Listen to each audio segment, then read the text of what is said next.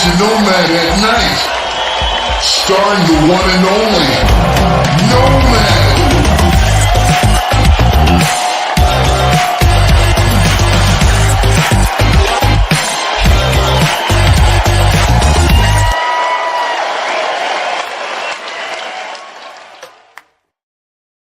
Yo, Super Nomaniacs. Welcome to another episode of Some Extra Sauce, man. And we're here at the Super Nomaniac Lounge. And before I get going, I need to say something. And by the way, welcome everybody. We only got a few people in the chat, so we'll let everything fill up a little bit and just talk around it a little bit while everybody pulls up. But I've been doing a lot of thinking. So I've been on, if you were here at on Kedz's Superflex Fantasy Show, you probably heard me say that I've been kind of on a staycation here with my girlfriend. She's been on vacation, and we ain't fluent enough to be out here going on trips to Maui and stuff like that. So we had to stay at home and enjoy, man. But over the last few days, I had some stuff that went on personally, that kind of had me stuck. But it gave me a little bit of time, and I started watching a whole lot of football and kept going back to the film of us, the Chicago Bears. Back and forth. And what I'm about to say to you guys is everything that we're going to be talking about on the show tonight is part due to where do we think we are as a team? Where do you think this team is? Number one, where does Ryan Poles, for that matter, where do you think Ryan Poles is at where he thinks his team is? Versus, we got a wide variety of free agent possibilities out there that we want to discuss about that tonight too. And we got a bunch of stuff to talk about. But the most important thing that I want to talk about tonight is the fan base, us as fans, and me in particular. As I speak, I have to remind people that I come from a certain mindset. I'm a pro player kind of podcaster. I think about how the players must be thinking and feeling because that's the only way I know how to think. I've never been a GM, never been a head coach, never been an assistant, never been none of that shit. What I have been is a football player. And I know what it's like to play on that field and be in the locker room. And I know what the number one goal is, to win at all costs today. And, so what I'm getting at is, us as fans, we come from a wide variety of mindset as far as where do you think we are and what do you think we should be doing at the trade deadline? We got everybody from me and my aggressive ass feeling like I think we should just go. I think we had a really good team. And I think out of respect for the veterans that you have that's here to win right now, I think you ought to go right after it. That's just the way I think. Versus some of the fans, that I respect and understand that feel like, we're not there yet. I wrestle with that thought because I personally don't think, where the fans think we are versus me and what I think the players might be thinking is probably three different universes. And so what we're going to talk about tonight, we're going to tussle with that a little bit about what do we think we should be doing at the trade deadline. Should we be aggressive as far as bringing in people? Should we be aggressive trying to move people out of the building and getting some assets? Should we use some of these assets to get a key top-notch player in this division that's getting more and more competitive, seems like by the week? And so that's what we're here to talk about tonight. We're gonna roll it all out there for you guys, and we're gonna be honest with each other. But one thing I know I respect about this bunch of people that come to the Nomad Network, you Super Nomaniacs, is everybody is respectful of everybody's opinion. We can get into it about what to do here, what to do there, but we're gonna be respectful about it. We're gonna have those conversations right here tonight. This is gonna be fun. It's gonna be interesting. We're gonna have some strong statements tonight, but we're gonna put it out there for you guys to judge. But nevertheless, let me pass it on to my guy, the Canuck, for some shout-outs before we get cooking. As always, giving love to those who give us love. Big shout-outs to all the Super Nomaniacs out there. Man, love to Black Diamond. What it do, Black Diamond? Joseph Archer, my guy, Jim. Damn it, Jim. Yo, the Naj, Mo Fugra, Patty Laura, and good old Junior. Big love to you guys. Shout outs, Jay Grizz. Shout outs to all the Nomaniacs out there who come out and represent all the time. Big shout outs to my brother underneath me. That's Triple R. What it do, Triple R? What do you guys say? Shit. Chilling. Got to give a shout out to everybody, all the Nomaniacs, of course. But a special thanks to Chef Trips for checking in last week from Maui, filling in for me. Yeah, he did a great job. Him and his underwear did a fantastic job. Yo, big shout out to the bishop too, dog. Yeah, Chef Trips. I saw that replay, and he was on there looking all sexy like and all that. So he does what he's gonna do. What you gonna do? Hey man, he's representing. Fresh back from Maui, man. Look, so let me show y'all something, man. And this is gonna be funny because on here, see how giddy Trips is about we need to make a move and the thoughts that we need to get out there in the free agent market and be aggressive. Yes, that's Trip in my mind. That's Trip in my mind. I'm gonna see tonight if I can bring Trip to my side of the field because I kind of know how Trips thinks. Trips is like, hey, man, hold on now, man. We giving up assets. We giving up collateral, man. What we need to be doing this for? Are we ready right now? He comes from that kind of mindset. But tonight, I'm going to try. I don't know if I'm going to be successful. Try to inch him on over there to my part of my way of thinking. We'll try. But we'll see if Trips stay this giddy for the rest of the show. But, yeah. So let's just start the conversation off like this with the No Maniacs, man. Honestly, Kedz and Trips, after you've seen what you've seen, and I know the first thing that's going to come out of a bunch of people's mouths after they replay the show, people in the comment section, it's going to be a bunch of, oh, we didn't play anybody yet. So we got a winning record and we ain't played nobody, right? It's going to be a bunch of that going on. But to me, I think there's a lot of particulars you can take from the way we played, number one. Number two, I think before you guys answer, I think the unknown is maybe our most valuable asset. The fact that people don't really know how this scheme and how this playbook is going to unfold on defenses is, to me, kids, our biggest advantage. And that's what has me, after looking back and forth at the tape, I'm just like, I know I'm only seeing a sliver of what the Bears are capable of doing. And we haven't even scratched the surface. So what's coming compared to what we've seen is pretty much nothing. So that's why I'm really bullish about what could happen right now. What do you think, Triple R? Yeah, I mean, do you go all in and push all your chips in the middle of the table and go, let's go for it now? Or do you play it smart, a little more conservative, lay back, let the game, let the market, let the teams that are sellers, come to you and see who's out there. Or it's like, hey, there's a 33-year-old offensive lineman who was a Pro Bowler. Let's trade all of our draft picks and get him and then pay him a whole lot of money to re-sign him until he's 40. And it's like, that makes no fucking sense to me at all. Okay. Good. So you use good numbers there. That was fair. All right. So our guy here is 28 years old. Who's that? That's Myles Garrett. And out of the bunch, there's two things. For me, it comes down to two things. The first thing is he is at that point in his contract where they would be looking to let go of him if they're thinking about a rebuild. And given the situation over there, it might be that time of day.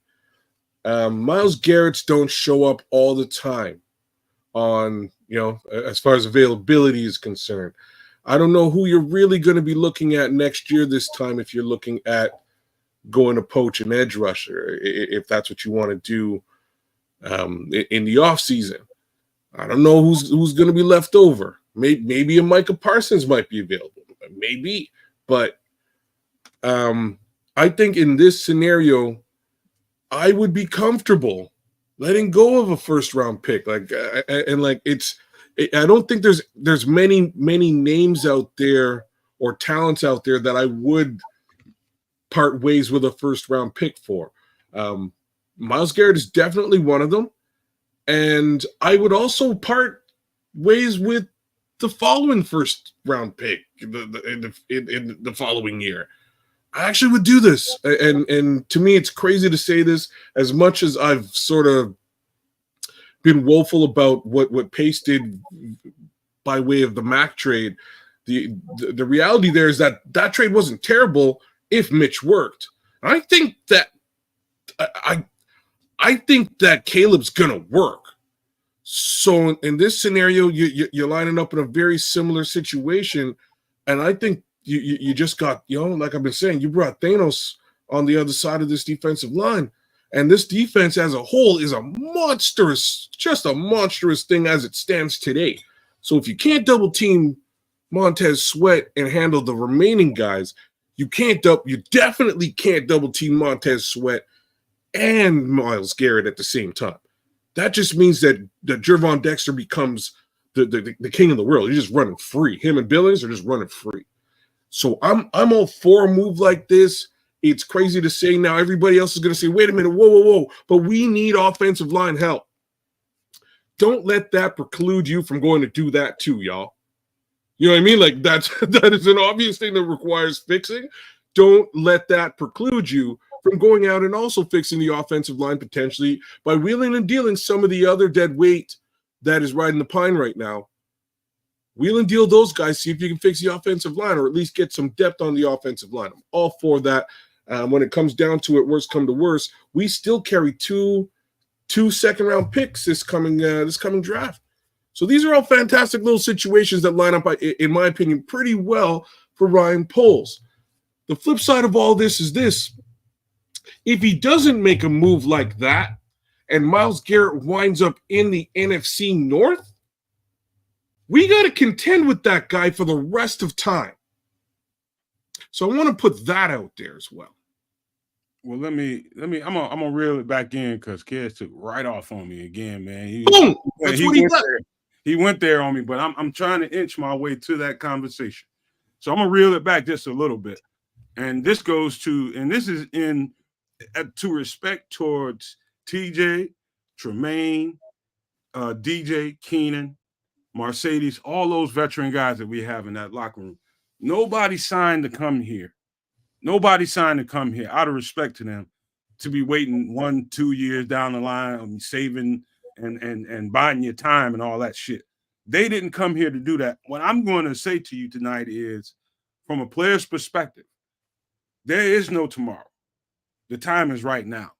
You people work. Those dudes work way. I wish that more players would show what they put their bodies through during the season and before the season, like off-season stuff, the stuff that they have to do just to get ready to play these games. Us as fans, we back there just watching the games on Sunday, enjoying it, critiquing, doing all the things that we do. But these dudes like Mercedes Lewis ain't got time to be waiting.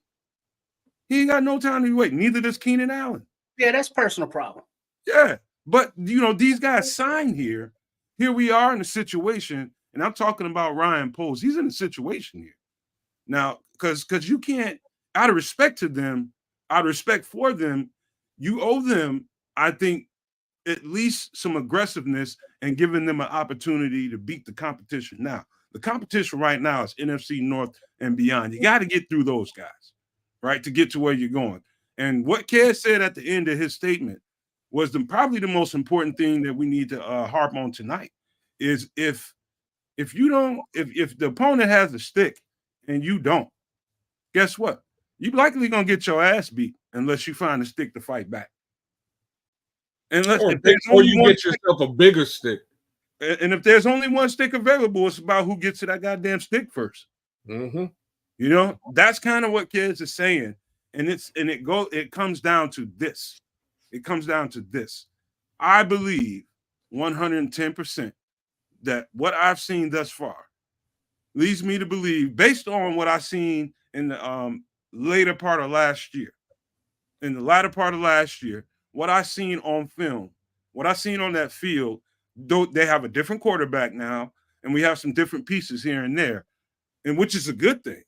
I think this team is poised to make a run this year. And if you're gonna make a run, if you got a good enough record to make a run, why not have the necessary pieces to compete and win? Why stand pat when the big boys out there making big boy moves and you standing over there in the playground BSing around playing hopscotch? Because big boys have been building their team for a lot longer, and they've come together, and now they're competing for playoffs. where, this Chicago Bears team ain't sniff no parts of the playoffs in a minute.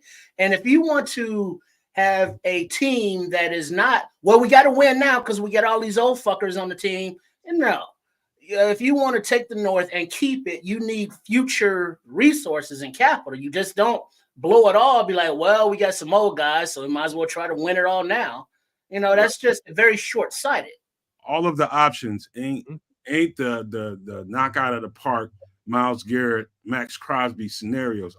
Not all of them. A couple of them, like I feel strongly about, you get like dogs. There's a certain level of dog out there. There's levels to dog. And who knew that coming into the season, we thought the NFC North would be pretty tough, but we didn't know Minnesota was going to be fucking tough too. You know what I mean? So you got to eventually, you sold this team, you sold these owners and the fan base this notion that you're going to get the North, you're going to take the North and never give it back. At some point, you got to take the goddamn North.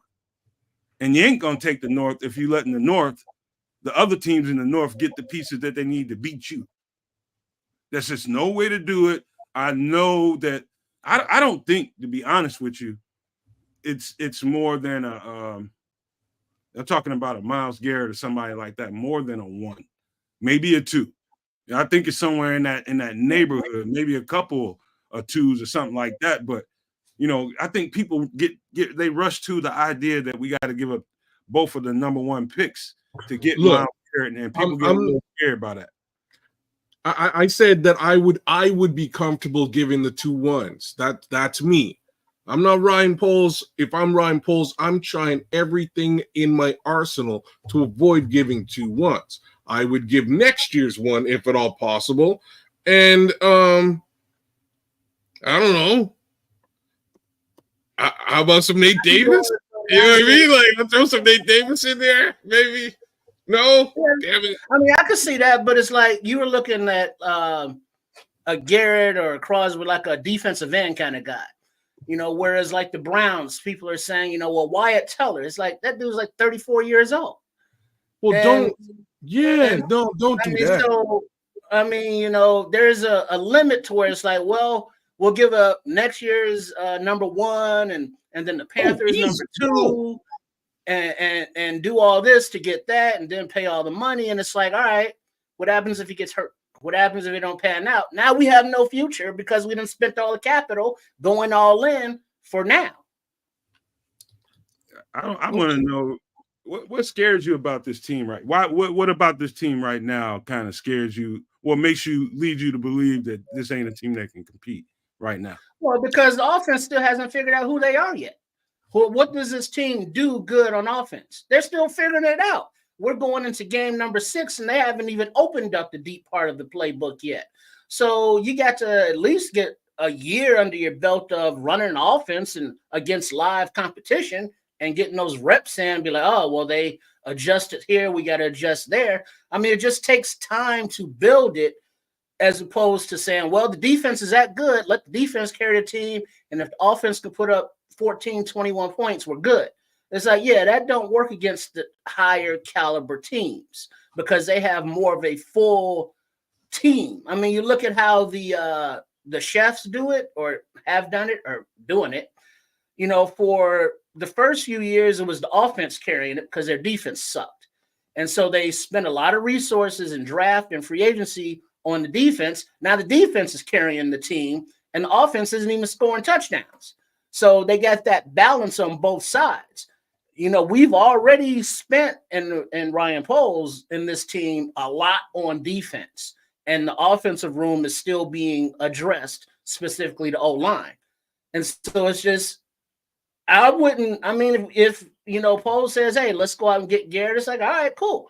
Now you got to win because you're putting it all on the line for now, as opposed to letting this team, offensively mature. Players are going to get old and retire. Shit happens. We replace them. But as far as having the capital to replace them, you just can't give it all up to say, well, going all in. And it's just not ready yet, in my opinion. So if someone told you that Myles Garrett was gettable for 2, you'd be okay with that or no? Well, I mean, you still got to pay him $30 million a year too. So it's like that. We're gonna look at some of the the. I mean, if I'm looking at it from the holistic point of view, as it's like, all right, you got draft capital, you got cap space money that you have to manage, and it's like, well, we get that guy, he's going to take a whole lot of draft capital and a lot of cap resources. I just don't like putting all my eggs into one basket like that. So what if somebody told you he was gettable for 2 or 3 now, and a future one somewhere down the line? That future one could be Myles Garrett, and as he's getting 30 years old. I mean, how long do we expect that to pay off? Because as you look at it from the player's perspective, or it's like, yeah, I like to win now and be all that. I'm looking at it from more of a asset management perspective, as far as having longevity and not just blow it all in one season. That's why it's important to look at it from both points of view. I think if you slant heavy too much to one side or the other, I'm talking about the GM and the people that's managing the team, I think you're gonna get this all fucked up. And because you got to think of both sides, out of respect for the guy that you brought in here with the chance to challenge for something right now, versus your asset GM shit that need to happen, analytics and accounting and all that kind of stuff that needs to go on for your next 5 to 7 years. There's two. Somehow you got to be able to stay in the middle of this and think in the present at the same time, because there's no better time than now. You know what I mean? There's no better time than now. And while you're sitting up there thinking about, okay, I got to manage this over here, these other teams are getting better than you and getting a long ass advantage. And while you're thinking about you're going to get to the level of competing against them, they didn't fucking took off on you. Now it's going to take a real long time to catch up with the level of competition you're dealing with over there. And so that's why I say there's two ways to look at it, not just, from a GM's perspective of making sure you're staying fiscally conservative per se, with your assets and all that kind of stuff. But out of respect to the people in the locker room that want to win right now, you got to give them the opportunity. They don't want fucking putting in the work. Well, yeah, but also in the locker room, it's like, yeah, if we got just say Garrett, for example, that makes us that much better. But if we don't get Garrett, that is not going to change that attitude in the locker room that they have enough to compete. Well, it'd be different. Like if he ends up there in the Motor City or up in fucking Green Bay, that's gonna be a shock to the system. Ain't no other way to look at it. So if let's say Green Bay trade, just hypothetically, trades for Crosby and then Detroit trades for Garrett. I mean, we can't get them everybody. I mean, they're going to be good players on other teams. You just got to beat them. If you get one of them, you give yourself a fucking chance. It's it's a team who gets. It's not one. We already got one. His name is Montez Sweat. It's a team who gets two, who strikes fear in the hearts of the NFC. That's really what it is right now. And let's be real. Let's be completely vanilla. Guess who has two in the NFC North?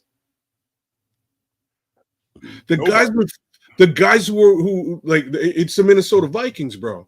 Oh yeah. I take that back. You're right. And that's all of us sitting here going, we didn't think the Vikings would be doing it. That's a big chunk of the reason why they're doing it. They offloaded the two that they had, and they restarted the clock on two new ones, and here they go. Right, so. Go ahead, Kedz. I'm just saying. Brian Flores, you can put anyone in there, and they'll do well. That might also be the case too. Let's give. And here's one other thing I want to say too: we have Austin Booker sitting there developing. Who's to say that he's not going to be that complement to Montez Sweat, going forward after this season? And then on top of that, if Caleb is the guy that we think he is, spoiler alert, he's going to be the guy. The window to win the Super Bowl is going to be as long as he's a Bear. So if he's a Bear for 20 years, then guess what? That window's for 20 years. So there's no reason for all this we should give up a 2, give up a 1 for a 2-year window. If we got a But guy, wait, shit, that window's wait. forever, bro. Forever, If ever. you're saying the window is 20 years, when does it start? Probably next year. If he's a guy, he needs those It rookie could bumps. start. Now. It could start in a week.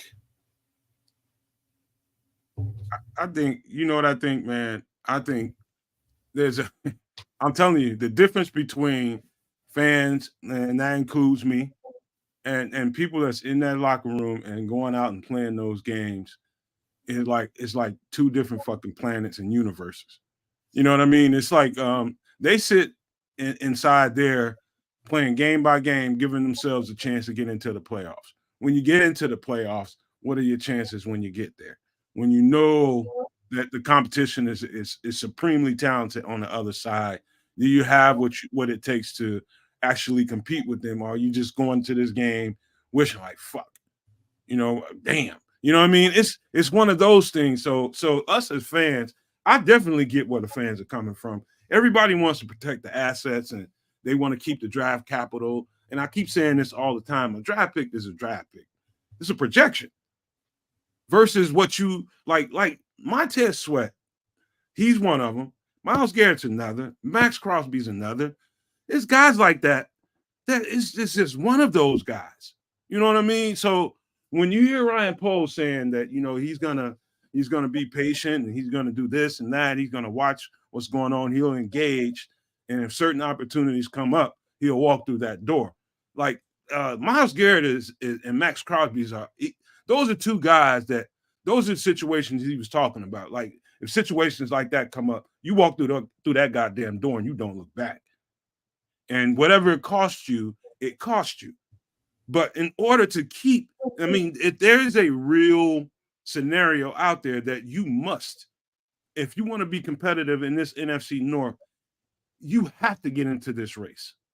You have to. I seen an ESPN thumbnail, ESPN Chicago. Shout out to them.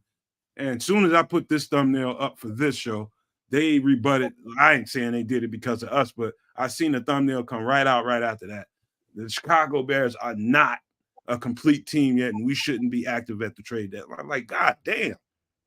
Well, I mean, there's a difference between being active and being like all in for the best, you know, all pro players that could be available.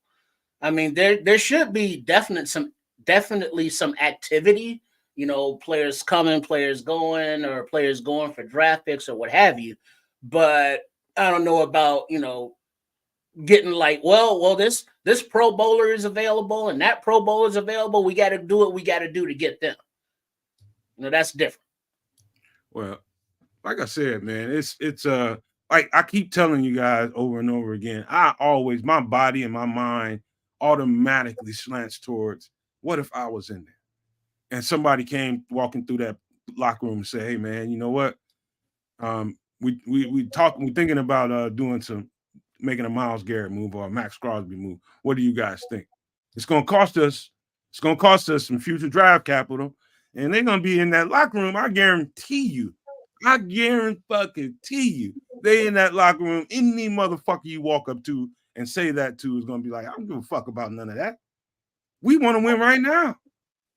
Guarantee you, well, yeah, that's the thing though. Those guys, you know, come and go, you know, with the contracts, with the trades, with the injuries. The franchise is going to be here. Of course, they don't care about no cap situation. Some of those key dudes are here, Trip. They're going to be here for the long haul. So they should be like considering, all right, we got a good team. Let's keep playing. Let's keep getting better. And then as we are maturing as a team and ready to throw, you know, the hat into the contention ring, now we have more assets and experience. That doesn't mean like guys like Mercedes Lewis or any older guys are still going to be here. There could be young guys that get traded too that we don't even see coming. It's like, oh damn, I thought he was good, but we traded him for somebody better. So I mean, as long as the team gets better for more than a season, it's like, well, this is our year because we got these guys now. It's like, well, what about next year? Well, we'll worry about that then. It's like you can't do both. Well, I think you can. I think they're actually in a position where they can do both. I think right now, with the way that this team has been retrofitted, right? And I use that word because, most of this team is on a rookie contract, with the exception of Jalen Johnson, right? Jalen's getting paid. Who else is getting paid? Montez is getting paid.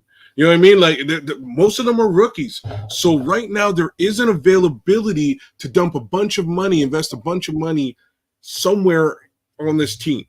And the obvious need is obviously the offensive line. Let's be frank about this. It's the offensive line where the need is. I think they can find what they need on the offensive line, with the slight exception of teams being willing to let go of offensive line talent in the middle of the season. That portion worries me a little bit. Wyatt Teller, again, you're butchering these ages, bro. Like, he's 29. He's not extremely old. For an offensive lineman, maybe, but he's a guard, and I kind of like what we have at guard, even as it stands right now with Tevin and Bill Murray and stuff. I don't mind the guard situation. I'm much more worried about the position Nomad's worried about most of the time. And I don't see nobody letting go of a left tackle mid-season. Like, I don't see that happening. High caliber. I think we're going to get our left tackle of note in the draft upcoming. So if you can't solve left tackle right now, well, let's that's what it would do, though, is position-wise, because defensive end, it's easier to say, all right, line up, go get the quarterback. Get him. To an offensive lineman, it's like, all right, now you got to gel with these other four dudes in the middle. Maybe he doesn't work. You're right. Like, maybe he doesn't fit the offensive scheme initially and has to figure his way through it. It might cost a couple of games. I wouldn't even shake that up. I would bring in Thanos. I'll tell you what, fellas. Kids, whatever that site was you was using on Superflex the other day, if you can pull that up and we start looking at some stuff, because let's just dive right into it.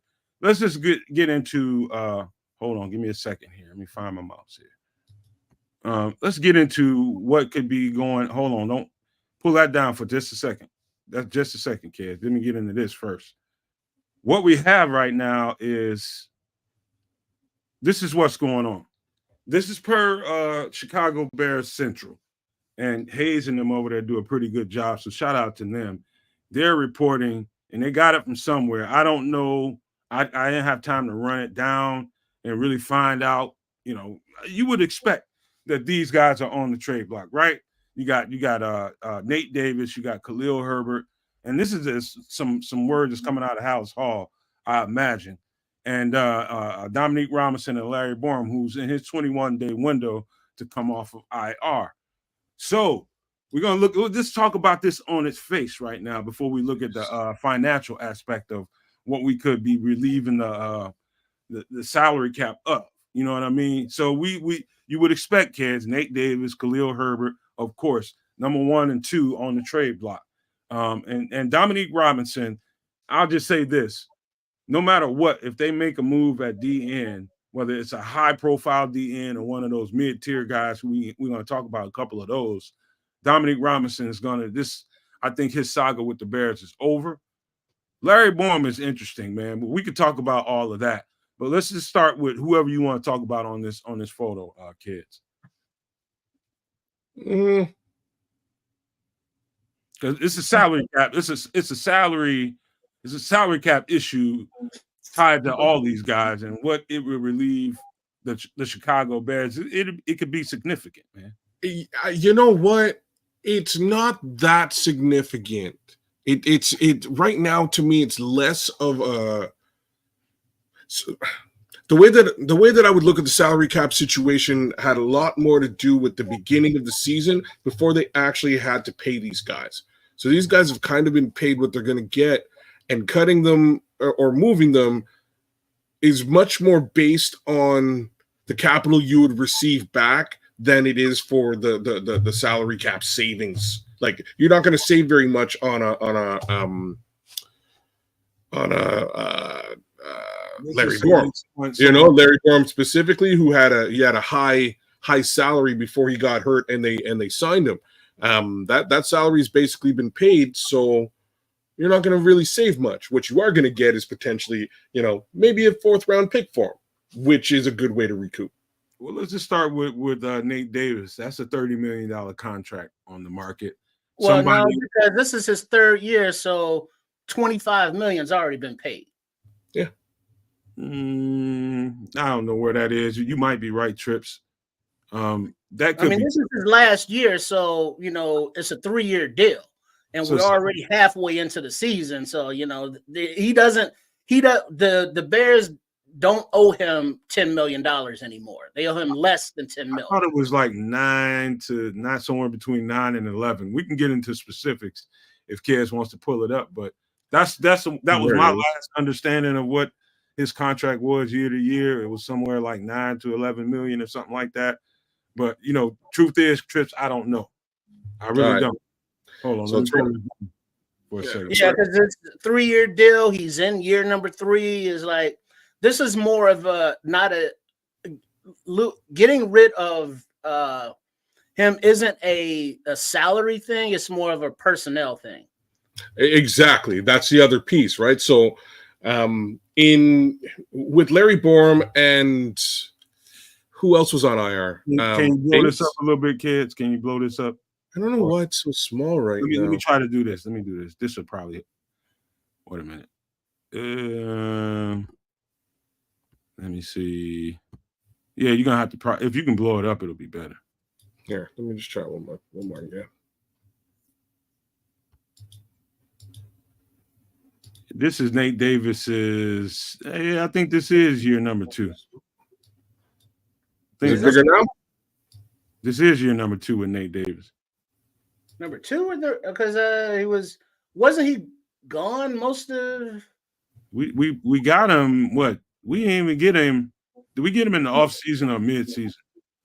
Because his mom was in hospice or some shit during the training camp. So, like I said, I thought it was about $11 million. All right, so 11 million, a little bit over 10 million. But I still think that's more of a, it's like he doesn't fit in this line. The offensive line plays better without him. It's like, yeah, he can go. So here's the thing, though. Like, because they kept him on the roster, it's this $11 million that they saved. This is the cap hit, right? So they've already paid the big chunk of this already. So if they trade him, the Bears are already stuck with this money. They get a draft pick. All right, you know what I'm saying? Hopefully a higher, like a decent pick. That's the idea. To be frank here, because Nate Davis has fallen out of favor, and it's probably pretty well known that draft stocks also goes down, right? So that's basically how that works as far as Nate Davis is concerned. And that's sort of the same thing I was saying about a Larry Borum. Where's Larry Borum? Borum's like $3 million, but this is his. He had a high cap hit initially, right? But they re-signed the guy. I don't see. Damn it, where are you at? No, they didn't re-sign him to that. He reached all of his incentives that he signed with the previous contract. Yeah, but to keep him for this year, he got a bigger chunk this year than he did in the previous 2.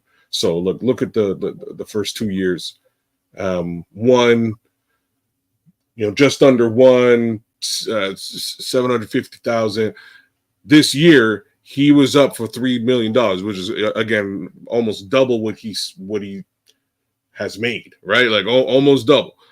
So they had the opportunity to opt out of this and or trade him before this season started. Since they didn't, they have to pay the three and change. Again, if they trade him, they clear a spot on the bench on the 53, and they can also potentially get draft capital for Larry Borum. Same situation. Kedz froze up. Trip. I don't know if it's my side. Nick, can you hear me? Situation for them. Oh, damn it. Yeah, I hear you. Okay, Kedz. Okay, it's gotta be me. I'm back. So like I was saying, so that's the Larry Borum situation. Unfortunately, he is also only good for draft capital. I think Dom Robinson will be similar. Exact same situation. Only difference is he cost you $1.1 million. So it's not a tiny cap hit, not a big deal for a Dom Robinson. Again, I can see you getting decent capital there. Did we lose Triple R too? Yeah, Trip popped out for I don't know what happened. Khalil Herbert. And Khalil Herbert's next on that list. Let's take a look. These are just the 4 that they're reporting that coming out of Hallis Hall are on the trade block. So that's the ones we'll talk about. So specifically with Khalil, again, same situation. They decided to pay him. Dead cap hit is nothing. He's an undrafted free agent next season. Difference being, if they let him walk, he goes to another team, he makes his money, no draft capital is exchanged. Trading him now, you can get some draft capital for him. Fact of the matter is, you kind of have no choice but to trade him now to get draft capital for him, because you ain't gonna get nothing for him, and you've already replaced him. Okay, kids. Let's give the Super No Maniacs what they want in total. Do some low level mathematics, and in total, all these 4 guys, if moved, because if you go and do a move like I think they should do, then you're gonna have to. There's gonna be a few guys that's on this roster that's not gonna be here, and probably these guys we're talking about. So what do you want? In total, what could be the cap relief of those contracts being off the roster? It would actually probably wind up being a deficit. But it doesn't, you know what I mean? Like by way of cap, but it doesn't matter. They have a bunch of cap space here. They got 6+ in cap space, bunch of dead cap room to move around. Like I don't see them really getting very much by way of cap relief from moving those people. It's much more of a bench situation and reclaiming reclaiming potential draft capital. Same token, you could then take that draft capital and package it for somebody else too. Very interesting, man. Very, very interesting. But just to take one more quick look at it. Just to take one more quick look at it. These are the guys that reported from Chicago Bears Central, and I know they're getting it from a reliable source. It's being reported that these are the guys that are on the market being shopped. Interestingly, man, talking about looking at this right here, kids. Think about this for a second. The guy that really sticks out to me under the circumstance is actually 2 of them. It is Nate Davis and Khalil Herbert. Like if we're gonna make a run, if we're gonna be a playoff team, I don't know how you get better by letting these 2 guys go. I don't know unless you're getting what you need to get in return for those 2 guys' absences. I don't see the running back room getting a whole lot better with Khalil Herbert being out of there. You know what I mean? At some point, Khalil Herbert is almost necessary. Now, if they go out and get another running back equal or somewhere in the neighborhood of Khalil Herbert, then cool. I don't know where you find that guy, but if you're gonna end, okay, where you get that guy at? You want to know where you get that guy? I'm gonna say some crazy stuff. You go get Darrington Evans for free. He's out there.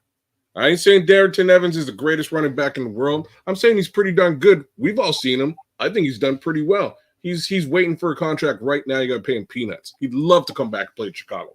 But long story short, you got to get something for like you can't have this much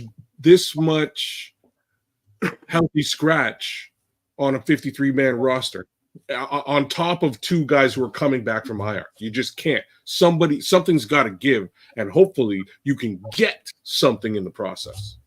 So just to stick to those 2 guys alone, that's if I had trepidation about any of this whole conversation about who's going, who's coming. And we're just talking about these guys that may be going. I think if either one of those two guys go, there's a plan to replace it. Where they get those guys from, Kedz, you're right. There's a guy somewhere that can fill up that running back room somewhere. But it makes me nervous because I think Khalil Herbert's a quality running back, and where he fell on the totem pole, it's probably got nothing to do with him. It's just, he fell on the totem pole, and he probably said, "Hey, man, look, if this is how you feel about me, man, go ahead and move me when you get the opportunity. I'm good with it." Nate Davis, as much as I tried to, I don't know that Nate Davis is mentally and spiritually the same Nate Davis that we got coming from Tennessee. And where if he ends up going somewhere this year, I don't know that they're getting the same guy, because if you ain't right on the inside, your outside don't mean shit. And whatever it is that's going on with him, it's something very, very personal. And to be honest, to Tripp's point, the standard that we have here in Chicago of get out there for your teammates, battle, do all that kind of stuff. Don't be finding excuses to not be out there. We get the fact that you lost your mom. That's a hell of a traumatic episode in somebody's life. But at the same time, we got a team, and you got to fit the standard. The standard is the standard, and he isn't fitting. And so I think it's more about what Tripp says about him not being a fit and getting somebody else that can fit the role. And so for that, with respect to Nate Davis, I'd like to see him get somewhere where he's more comfortable, because here it ain't gonna work. Yep, those things, man. Long story short, for me, it's an unfortunate situation. Some people have, some people are affected by situations in their own life. It's just a mental health situation for him. Hopefully he can get through it. And sometimes we all just need a kick in the butt in order for us to get through it. And maybe that's the kick that Nate Davis needs. In any event, it ain't working on this particular offensive line. It's actually hurting the offensive line, and I think we can all agree with that. So having him ride the pine here, all it's good for is offensive line depth, which we do need. But I'm sure we could potentially find elsewhere too. So totally up to Ryan and the rest of the NFL as to whether somebody's willing to shed some level of capital for this particular individual. Long story short, he won't be a Chicago Bear in 2025, regardless. That's really the most important thing to take away from the contract stuff we were seeing. That 11.5 disappears regardless. They won't be paying that. Now let me speak to this right quick, because take Nate Davis out of that picture, and these last three guys, the guys closer to your right, talking about Khalil, Dominique, and Larry Borum. More Khalil and Dominique, I think those two have the bigger upside than anybody. And selfishly, it terrifies the dog shit out of me of watching Khalil Herbert and the thought of Khalil Herbert and Dominique Robinson walking out of the door, and especially Dominique Robinson, and him finally getting over that hump and getting it. If you know what I mean by getting it, it really terrifies me, because he could be a monster at some point after a year or two. You know what I mean? It's terrifying, but I understand where we are as a team, and really he's just gobbling up a 53rd spot right now, and I don't see a whole lot of reason to hold on to him. And there's a conversation we're gonna have later on with some of those mid-tier guys that may be on the market that we're gonna talk about here shortly. But Dominique Robinson, kind of scary. Larry Borum, I don't think he fit what they want to do. I don't think he fits what they want to do, to be honest with you. And I think he's probably, I can see him on the Ravens right now. He's probably a better pull run blocking guard or tackle. You know what I mean? One of those kind of guys on the Ravens. Larry Borum is an interesting guy. He came here at the same time as Tevin Jenkins, or right before Tevin Jenkins, whatever it was, had a lot of upside to him. And I still think he does.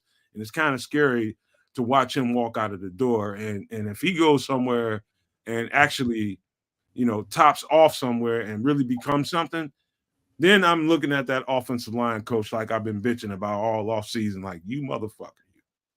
You didn't get what you needed to get out of this guy. But that's just me. What do you guys think about those last three guys in particular? Trip? I mean, you like to capitalize on developing the young talent, but that talent just can't stay around forever and expect to suck up a roster spot. You got to show something. And, thus far, they haven't really shown anything. And I guess they haven't shown it in practice either, since they can't make the active roster. So as far as what we are seeing as fans, we ain't seeing shit because they haven't played. And in practice, they can't be doing all that well if, they can't even crack the Sunday roster. So, you hate to lose talent, but you want to gain talent, right? So you got to give to get. If they go to another team and the light bulb clicks on and now they're, all pros, it's like, oh, damn, we had that guy. That's why every time you see a player that used to be with the Bears, like, get traded or signed away and they have a touchdown or a tackle, it's like, oh, we should have kept him. But then, they fall off and you don't hear that talk anymore. So, I mean, hopefully as human beings and athletes, they can go someplace and be good, but they're not doing shit for this team right now, so they can go. And good luck with that. And let's get somebody in here who can do stuff. Could you understand, like, in particular, Larry Bourne, that maybe we didn't have the right O-line coach, or maybe we didn't have this guy doing what he could be really good at most of the time. Like that tends to be what happened when the next guy gets the player. That's why he would have trade values, because some offensive lineman or some GM or some coach think that they'll be able to turn the light bulb on for him. He's the one out of all these. Like, I really like Khalil Herbert. Don't get me wrong. It's just given what they've done with his contract, it doesn't leave them with much choice. They're not playing him. He's riding the pine. What else are you going to do? You might as well get something for this situation as opposed to just washing your hands of it. Larry Bourne's a little bit different to me. I think he's one of the better swing tackles in the business. You know what I mean? Swing tackle. I'm not saying he's your starting left tackle, but to come in and do the darn job, he does a great job. He's a real upside in that respect. Kedz, quick question, man. What's funny to me, the most funny thing to me about this situation with Larry Bourne is how the trajectory went for Larry Bourne and the position that he plays versus Tevin and the position that he ended up playing. Like, it's exactly opposite of what we thought. It's exactly opposite of what we thought. We thought that Bourne was going to end up being the guard. Tevin was going to end up being the tackle. That shit didn't happen. Nothing like that.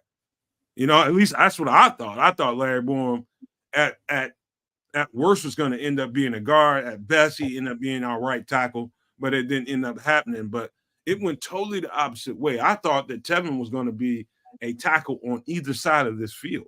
But that's what they were drafted to be, right? Like, that was their draft stock. Tevin was a left tackle. He was supposed to be your linchpin left.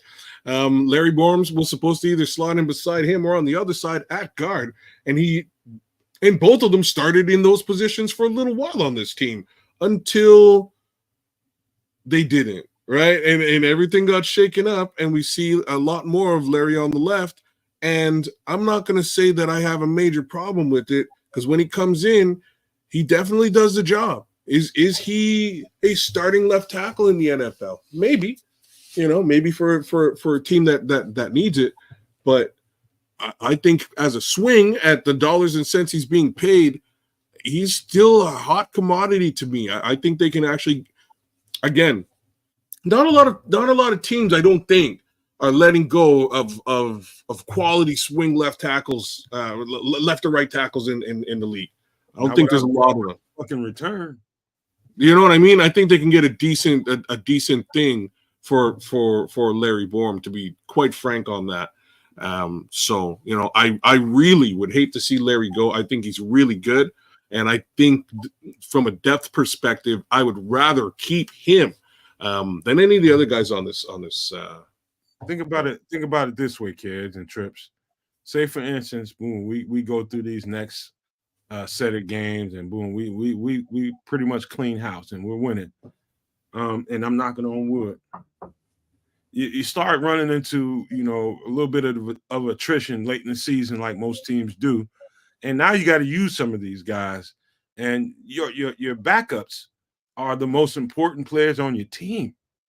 I don't know that most of the Super Nomaniacs and the fans around the Bears organization get that. Like you know better than the depth that you have, and so anyway, at the end of the day, if they get rid of Larry Borom, if they let him walk somehow, they have to have a qualified replacement. He was booked and circled as your swing tackle. That's a very important job. Right now, they had to go into the depth a little bit and kick out Matt Pryor, who has the experience. But now you're getting deeper into the depth, and you had to move guys along the offensive line.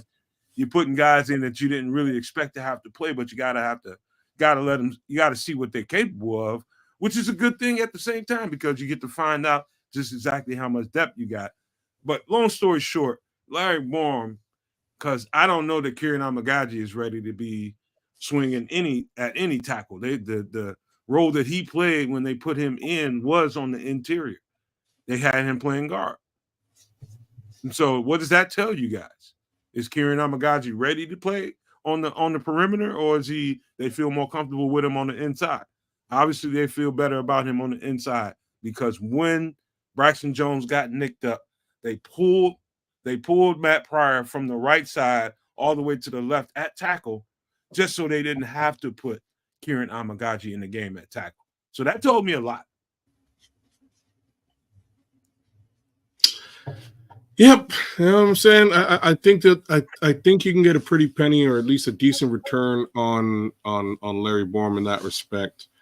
I don't think I'm not certain what the depth case scenario is really going to be, but again, as I was saying, there's a couple more guys besides these four here, and Larry being on IR, but there's a couple more guys that are healthy scratches right now.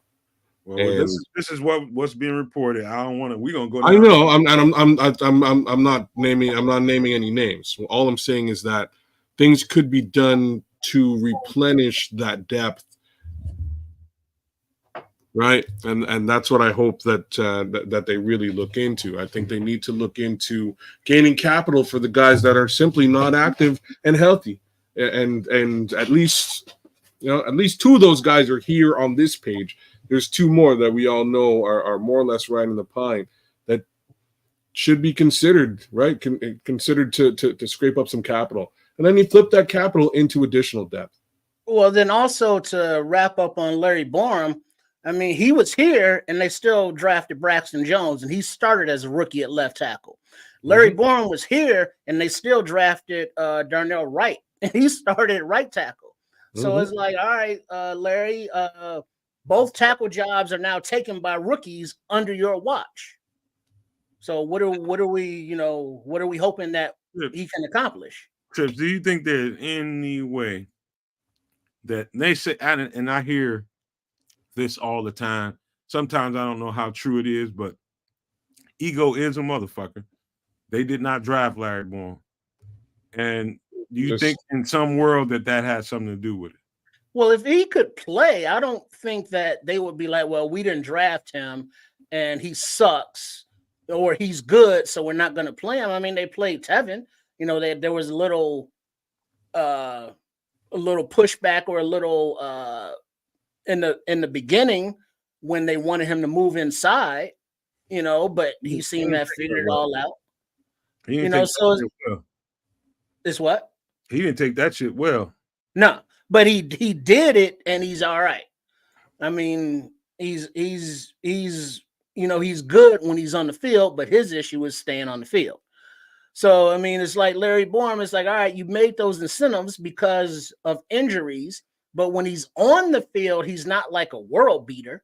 So I can't, say that, well, the coaches aren't playing him because they don't like him because they didn't draft him. It's because when he's on the field, it's kind of like, I guess he's all right for, depth or backup. But it's like, not at that salary, and he can definitely be upgraded as far as what it seems like they're looking at. I'm gonna ask you guys the worst question I could possibly ask you right now, but considering the conversation, how mad would you be if it was the number 76 on this page instead of 75? Well, I wouldn't mind seeing 76 go either, because I doubt he gets a new contract. And if he does get a new contract, he's going to want to get paid. And I'm not paying his injured ass $10 million a year if I'm Ryan Poles. Trips, I got some advice for you. When you go to the mailbox tomorrow, at least carry a butcher knife, because your ass might get snuffed out. I'm telling you straight up. These motherfuckers love Tevin Jenkins, and so do I. But the idea of not having, I think you know what? Be honest with you, I think I got a pretty good pulse, fellas, of what the fans are talking about and what they're thinking. And Black Diamond, you tell me if I'm wrong or right. And some of you other guys, Mo, let me think, Ant Mont, y'all tell me if I got this right or wrong. Lately, I've been starting to see a sentiment out there that says that they feel like they got a little bit better when Tevin wasn't playing and Bill Murray got in there. Yeah, when not that one, Bill Murray was in there, it's like he was hungry. He looked like he wanted to play, and he was knocking defenders on their ass. And Tevin, he was like, oh shit, let me go ahead and tape up this ankle and get back out there before this dude takes my job. He did too, and he came right back out because Bill Murray was out there just mean mugging fools, right? He just looked angry and he was getting the job done. Tevin had to get right back out on the field. All I know is they also didn't capture his fifth-year option. Just saying.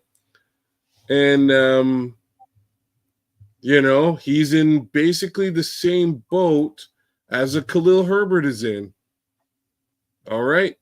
I can't put it up, but Mo said it looks like Murray lit a fire under Tevin's ass. You can't. I think he did. Yeah, I think he did. Right, because again, I saw it. Triple R saying it, but if you go back and watch the game, he hustles back out there, yo. Like you can see him. He hustled back out to play one time after he saw Bill Murray doing a darn job. No, I need to stay working. Right, so. Okay, all right. Black Diamond, see, Black Diamond already taking effect. He did rebel from that. Now, Black Diamond is dead ass right. He was mauling the dog shit out of people last week. I mean, the last game. And so it's like he knows, man. It's like, dog, I gotta top that shit. Mm-hmm. He got one more time to get hurt. We're right there. I'm just saying somebody got to pay this man, and I'm not so sure, given the status of this offensive line over the course of the last few years, and how it wasn't a super steep drop off without him. Just that glimpse. It's like, wait a minute. You mean Bill Murray, NTO, not that one, switched from a defensive lineman, and now he's an offensive guard. And when he came in to replace who some consider like maybe the best offensive lineman we got in Tevin Jenkins, the offensive line looked better without Tevin Jenkins. It's like if you're cutting the checks, it's like, so do we really want to re-sign this off-injured guy? He's good, but we could also get a little draft capital back for him and put in a Bill Murray or even upgrade at the position. Y'all giving Petty Murphy a heart attack, man. Hey, very interesting conversation, kid. I'm glad you brought that up because I really shouldn't have. No. It was. I'll tell you why that was right. Why it was right because before I flip the script and go to some of these free agent options, there was a statement by Tevin in the last conversation that he had with the reporters about, what's your contract status? He said we won't get back to the table on that until October. And so we're in October, and word was that they have a contract on the table for Tevin Jenkins. They have a contract on the table for Tevin Jenkins. There has been no agreement. My guess, and you guys let me know, Super No Maniacs, what do you think? You think they lowballing Tevin, or they're just trying to let this shit play out, and that's their reason for lowballing him, or what? Because it sounds, I bet they're not. I mean, you can understand why they wouldn't be sitting there trying to go buck food crazy about how much offer they got right now. So that's the thing. He's a first round draft pick, right? He's a first round draft selection. So he, in his mind, has a little bit of an idea of what he wants to be making. I'm not so sure if Ryan Poles wants to pay what Tevin Jenkins has in his mind.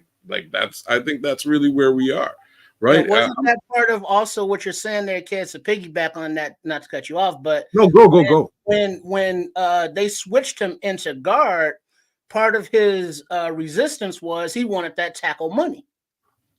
Yeah, now, of course. Contract time came up, and tackles make a lot more than guards do. And if they're giving him a team friendly contract, lowballing offer at guard, that's a hell of a lot less than he was expecting to make at tackle and at guard possibly. And if there's a contract offer on the table and he didn't jump at that, he's like, I think I might want to, play the market a little bit. And it's like, all right, good luck with that. Mr. Charles says he thinks he's being offered fair market value for a part-time guard. And that's kind of messed up since he's a starter. But he's only played 50% of the games. Well, hence the low ball. You know what I'm saying? Like for a part-time start, it's probably the best way you could put part-time. If you can imagine a guy walking into a contract negotiation with the poorest leverage possible under getting into your next contract, man, Tevin couldn't be in a poor situation than he's in right now. I mean, you really at the mercy of the GM right now, and it's, I guess, for him, it's worth it to let his, agent duke it out and try to shake the tree for a couple extra dollars, whatever. But he probably should have signed the first contract they gave him. Yes, please. Thank you, sir.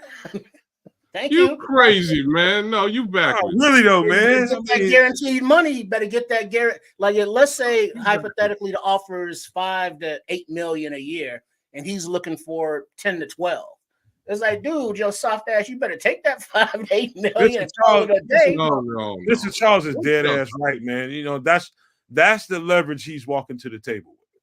What exactly Mr. Charles said. I think he's being offered fair market value for a part-time guard, and that's $5 to $8, $9 million.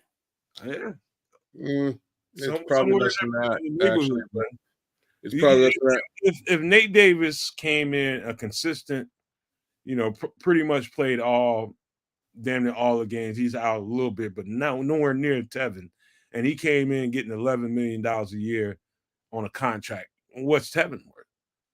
And what I'm trying to say, if and just slightly if the contract that Ryan Poles slid over to him didn't have the number 30 on it, Tevin can go get that from any other. Tevin can go get that from any other team in the NFL. All right, cool. Now let's holler at those teams and let's see what's up to draft capital. They can give him that. I'm with it. Let's facilitate that. You know what I'm saying? Like I can't argue with that, right? Like, because if I was Tevin, I'd be looking for 30 mil or whatever. I'd be like, if Nate Davis is making 30 mil, you know what I'm saying? Come on now. You gotta be able to command that somewhere. Last thing I want to discuss here is they couldn't have known that the situation when Nate Davis was gonna land here. I don't think Ja'Tyre Carter is getting cut. If they think Nate Davis, we're at this point with Nate Davis. I don't think that happens. They thought they'd be in a better spot with Nate Davis. What y'all think about that? Yeah, Nate Davis had the reputation coming in like he didn't like to practice. Okay, fine. But he was always good on the field. But then, your mom's died, and it's like that, he could be like, yo, my mom took me to practice every day as a child. She's gone. I don't love football no more. I'm not saying that that's what it is, but it could be. And so his mind is still in grief mode as opposed to football mode. And at his age and at this point, I feel for him on a human level, but team-wise, yeah, you're not doing us any good. I think Minister Charles is hitting money shots right now. He could ask for 7 to 8 million, 3 years fully guaranteed. Yeah. I think that's fair. Yeah. I don't see Ryan Poles offering him that. I just don't. I don't see him offering him anything to look like that. I just don't see him offering that. I see Tevin getting that anywhere else in the league, though. So, if that's a situation as well, Ryan may want to consider doing what he needs to do with Tevin. But the only reason I say these things is because he's a first-round draft pick, because he's super talented. His tape looks great. I think he can command, again, a decent caliber of capital back, right? If you were to package him, in a Myles Garrett trade, you might save yourself a little bit of, dollars and cents lost, a little bit of capital loss. Hold on, kids. Mr. Charles just went rogue on us, man.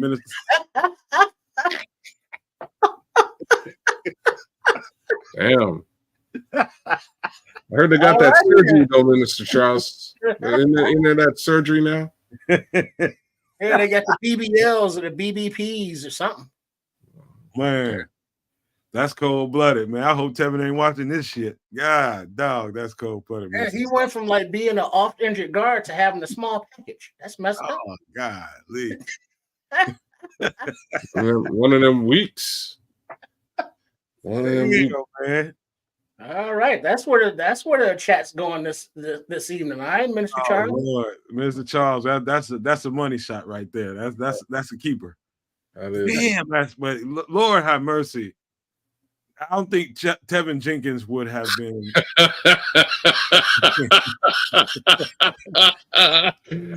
Thanks, Minister Charles. I'll keep you on speed dial, bro. Oh shoot! Tevin Jenkins, I don't think he could have had better treatment coming into this league. From the fans, just love this dude's. It's Chicago, man. We love nasty motherfuckers. To be honest with you, that's to be plain out blunt with you. On the offensive line, we love some nasty, and we haven't seen nowhere near enough of it. And when we seen Tevin Jenkins come into the scene, he brought that to the table, and I think people fell so in love with that they were willing to kind of overlook the fact that he wasn't available nowhere near enough. But at the end of the day, Minister Charles is dead right. He's in the $7-8 million range. Get that money while you can get it. Whatever is guaranteed, $5 million, get that shit and sack it off in the bank and take care of your kid. $5 million is a lot of money if you take care of it. Yeah. With that, like, hey, get on the phone to Atlanta. Hey, Ryan Pace, come get your boy. You don't need no Ryan Pace. Tevin Jenkins is that good, bro. Like, that's what I'm saying. Like, he's that good. His tape looks that good. It's not much to talk about, except with the team that he's playing for right now, who he unfortunately has experienced the injury history with. Right? For us, for Ryan Poles, it's a bit of a problem. I don't think anybody else in the league will have a problem paying him good money, man. All right, we got to flip the script. That's enough. We talk quite some time about known commodities. We've known for some time that this is a likely scenario that these four players would be out there for and up for grabs if you can get something decent for them. Everybody knew that. And so we spent a lot of time talking about it, but this here is the conversation and the nuts and bolts of it. And this is where the arguments and shit gonna start, because we can already see where Trips is on the spectrum. I'm trying to inch him over there, man. I'm like a damn, what you call that little scale people used to cook up drugs on. I mean, weigh them drugs out. Them damn. I'm trying to inch him over to my side. I'm trying to. So here we are.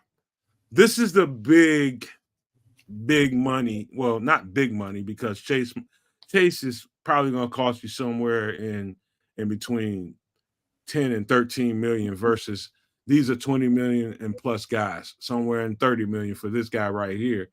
But let's talk about it, man. Maxx Crosby, I think he said some stuff to save face. He made a statement that, because there's a lot of people talking about Detroit, Atlanta. Some people were talking about Chicago, and he had to go out there and dispel all those rumors and say he wants to be in the black and silver. Of course he does. I think that was straight up, Minister Charles Triple Bean. Straight up Triple Bean, dead ass right. That's some street shit, man. We'll keep that to us. Yeah, because I had no idea what you was talking about. Triple Bean. I had a brain fart, but that's exactly right. Triple Bean. The way scale, you weigh out stuff with. But Maxx Crosby, let's start with him. We're gonna start from I'm saying this is gonna be a whole hell of a lot. This is gonna be a lot, and this is gonna be quite a bit. Talking about from Maxx Crosby to Myles Garrett to Chase Young. Those are just three of the guys, but we'll just talk about those because those are the bigger names out there right now. Chase Young. We'll talk about that, but let's start with Maxx Crosby, kids. Do your magic. Try your best to be Chris with those dollars and cents over there when you pull up his name. There's nothing to be crisp about by way of Maxx Crosby. I'll be very frank here. You're looking at a situation where you probably can't afford him. His contract situation is astronomical. It's not a. I'll pull this down if need be. Or you it's not a. I'm pulling it up as I'm talking here, but boom. All right, there you go. So here's Maxx Crosby. All right, 27 years old, 5 years of experience. He's in a 4-year contract. Average salary $23,500, just a little bit less. He's where in a 4-year contract? He just signed it. Oh, and he's getting it for how much? So he signed it in 2023. He's due 25 and change this season, $30 million cap hit for them this season. Next season is a potential out.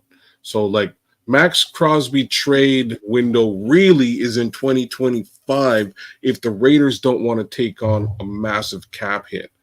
That's what that looks like. Now, same token, they may be willing to take on the cap hit if they're compensated heavily, right? So that's what scenario does scenario look like? Two ones. If we were able to absorb that. The only way that they would do this to take on a $30 million cap hit is 2 ones. You're not going to take on a $30 million cap hit, lose a player, and scrape by. You need to reset not only his position, but at another position too, which would be the quarterback position for this particular team. So, yeah, like 1 and a 2 worst case scenario for this, because again, $30 million cap hit for a what about some future ones? Yeah, that's why I said 1 and 1. I don't believe you can trade any more than two first round picks. Like one, like yeah. You can trade the year that you're in, the upcoming draft, and 1 draft down the road. That's as far out as you can trade. See, this is where Trip, I believe you have your strongest argument, man, because you think that's in too deep, right? And I'll just well, that's crazy. Go ahead, Trip. Yeah, that's really overextending yourself to a point that it's like, all right, if you don't win a Super Bowl this year or next year, now you don't really mortgage your future for the now. And if you do win a Super Bowl this year, next year, it's like, yay. Yeah, but now that's over because now you're out of assets, to keep keep flipping it, to the future, keep re-upping if we're gonna stay with that same reference. Girl, triple beam reference. Yeah, that's basically why Maxx Crosby. I have a little bit of a hard time when folks are out there saying, "Oh yeah, go get Maxx Crosby." Maxx Crosby was available just a little while ago before they made this signing. Now they signed him to a contract, completely different numbers, completely different situation. And there's a lot of dead cap associated with it that somebody's going to have to swallow. The one upside to the person who does, if this is what happens, is that the contract has been signed and they know what they're paying Maxx Crosby for the next couple of years. All right. So basically, you're buying this contract, which is an upside, but not to the Raiders. The Raiders need 2 1s. What y'all thinking? What y'all think in the comment section, man? What do y'all think? What do y'all think about Maxx Crosby, given that information, seeing it and through those lenses, and what it's going to cost, the cap hit, the implications of what you might have to give up to get Maxx Crosby? And Tripp said it like it was like, we won the Super Bowl. Yay. Like motherfucker, this is the second Super Bowl we ever won. If we got one, it wouldn't be just like a yay now. Well, no, I'm looking at it as more of, if we're going to take the North and not give it back, that means multiple Super Bowls, because in this city, I've been blessed enough to see all of the professional teams win. And other than the Bulls in the 90s and the Blackhawks in the early, back when Kaner and Captain Sirius and all them was winning, it's one and done. One and done. Is that why can't we have a franchise that is dominant? The Cubs is like, yeah, we won a World Series. Now we suck again. White Sox, yeah, we won a World Series. Now we suck again. But that was like, we got to keep flipping that so that this is actually a city where the franchises is like, fucking Kansas City Chiefs have been, running their division for 5-6 years. The New York Yankees and baseball is like, why can't we have a franchise that's like, yeah, we won a Super Bowl, but the goal is to win every year, or at least be in contention every year? Probably because we don't have cocaine addicts as our damn owners of the team. They know. Like the Yankees and all. We're giving them a lot of credit. These motherfuckers got owners that they heavy. They heavy out there, and they swing for the fences every goddamn year and don't give a fuck what it's going to cost them long term. And I think some parts of Chicago and some of the fan bases, some of the fan base like me is like, God damn, man, get aggressive like that. You know what I mean? Like, well, I mean, yeah, but I mean, you're also like, well, we got $20 million in cap space. We need to spend all of that right now. We got all these future draft assets. We need to trade all of that right now. All right. I got you. So keep that up there for a second, kids, because what I'm going to do is put this right the fuck back up there. And while I got this up there and talking about it, let's talk about Myles Garrett. Let's look at those numbers and tell me, kids, while you're pulling that up, when you're looking at Myles Garrett, tell me how and why you think this is different than Maxx Crosby. How is this different? Going after a Myles Garrett versus a Maxx Crosby and his numbers. The difference is where the out is in the contract. All right, I'm gonna pull this down and you're gonna show me, right? Oh, for sure. Whoops. You got the wrong guy. I do. I'm sure he's around here somewhere. There he is, the number one guy on the list. The upside here with you gotta reshare. We see Chase Young. Oh, word? Oh, my bad. Boom.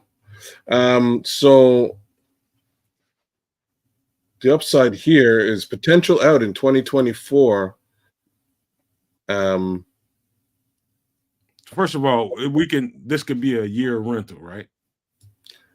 You don't want to do that. It could be. I'm not saying that we should do that. Well, why I'm saying you don't want to do that is because this is going to cost you capital. If you're dropping capital and lingering on whether the guy's going to play here in the future or not, you screwed up, aka Hassan Reddick. You don't want to do that.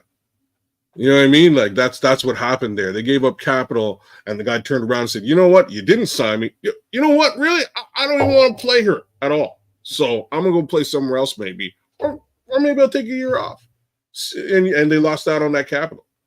So you know, if we're talking first round picks potentially for, you know, high end draft picks for a Myles Garrett, you've got to sign them immediately. So the minute they make the trade, immediately they have to get into contract negotiation. If I'm Ryan Poles, much along the lines of what he said about the Matthew Judon situation, you try to come to that, like you negotiate that up front now. Yeah, I mean, if you're Ryan Poles and you're interested in Myles Garrett, you're on the phone with Myles Garrett's agent. Well, what's he looking for? Yeah. Okay, well, we're going to do this now at this number. We're comfortable with this number. If he's comfortable, we're going to sign him to a 4-year deal and bring him. Hell, we'll sign him to a 5-year deal and we'll bring him over right now. And then the next call is to the Cleveland front office. Interestingly, does anybody remember what the number was going to be for Matthew Judon if we were to bring him in? Does anybody remember? It's nothing like this. So we're talking about, I think Matthew Judon, if I'm just talking in the right around the skirts of, I don't know what the fuck I'm talking about, but it's probably somewhere between 12 and 15 million, right? For Judon. Mm-hmm. I would imagine, versus double that for Myles Garrett, probably, right? Mm-hmm. So with that, it's a tell kind of a little bit, kids. It tells you this is where they were willing to, what they were willing to spend budget wise was somewhere in that neighborhood, 12 to 15 million, which almost makes the prospect of Myles Garrett almost impossible. But this is Myles Garrett, so nothing's impossible. And Matthew Judon ain't Myles Garrett. You know what I mean? Yeah, I do. So that's why you can't rule it out. You can't rule it out. You could circle the fact that, hey, they had a budget of this amount they were willing to spend on Matthew Judon, which nobody thought before word came out that they were after Matthew Judon that they were willing to spend. You know, but that came out and they were willing to spend that. And people were like, hold on, why are you spending that much on Matthew Judon? Look, they're going to see opportunities the way they see opportunities. And Myles Garrett is probably the epitome of opportunities right now in this situation. Will they spend double that to get him? Like they already have, right? So they've spent double that on the other side. If that is the going market rate for the leader in the market, you pay it, right? If that's what you want to do, if you want to bring in the market leader, you pay the premium, right? That's just kind of how that works. And I've got highlighted right there, $125 million 5-year contract is what he just signed. That's what he's coming off of. So facts of the matter, I don't think we have a Myles Garrett conversation outside of 5 years, 150.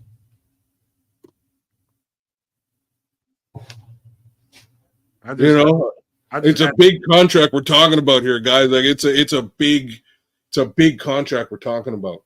I just asked the chat to let us know what Matt Judon's. If anybody that's in the chat that help us out here, man. Let me know what Matt Judon's contract was while we keep rolling.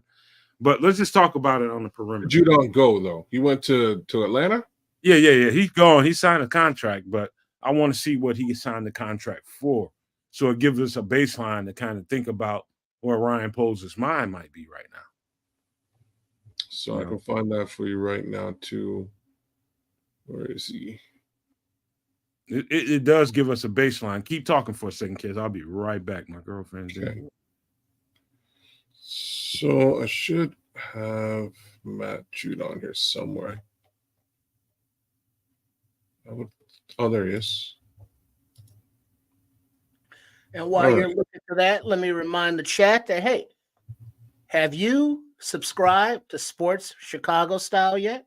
Well, why the fuck not if you haven't? And if you have, hey, good looks. Go ahead, kids.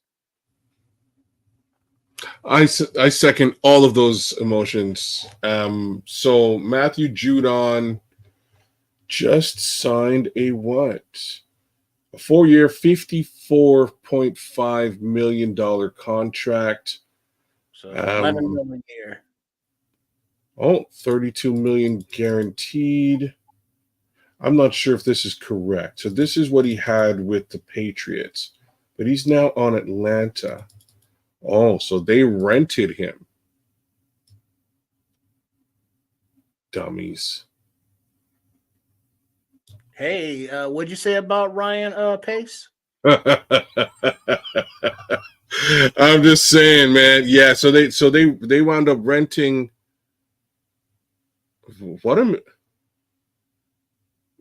Matthew Judon might have messed up. Hey, he might have messed up. So I'm not really sure what Ryan Poles is trying to pay him, but he didn't get no big contract from Atlanta at all. What do we find out, bro? What do we find out? So here's what we're looking at. It looked like he got about $8 million. What?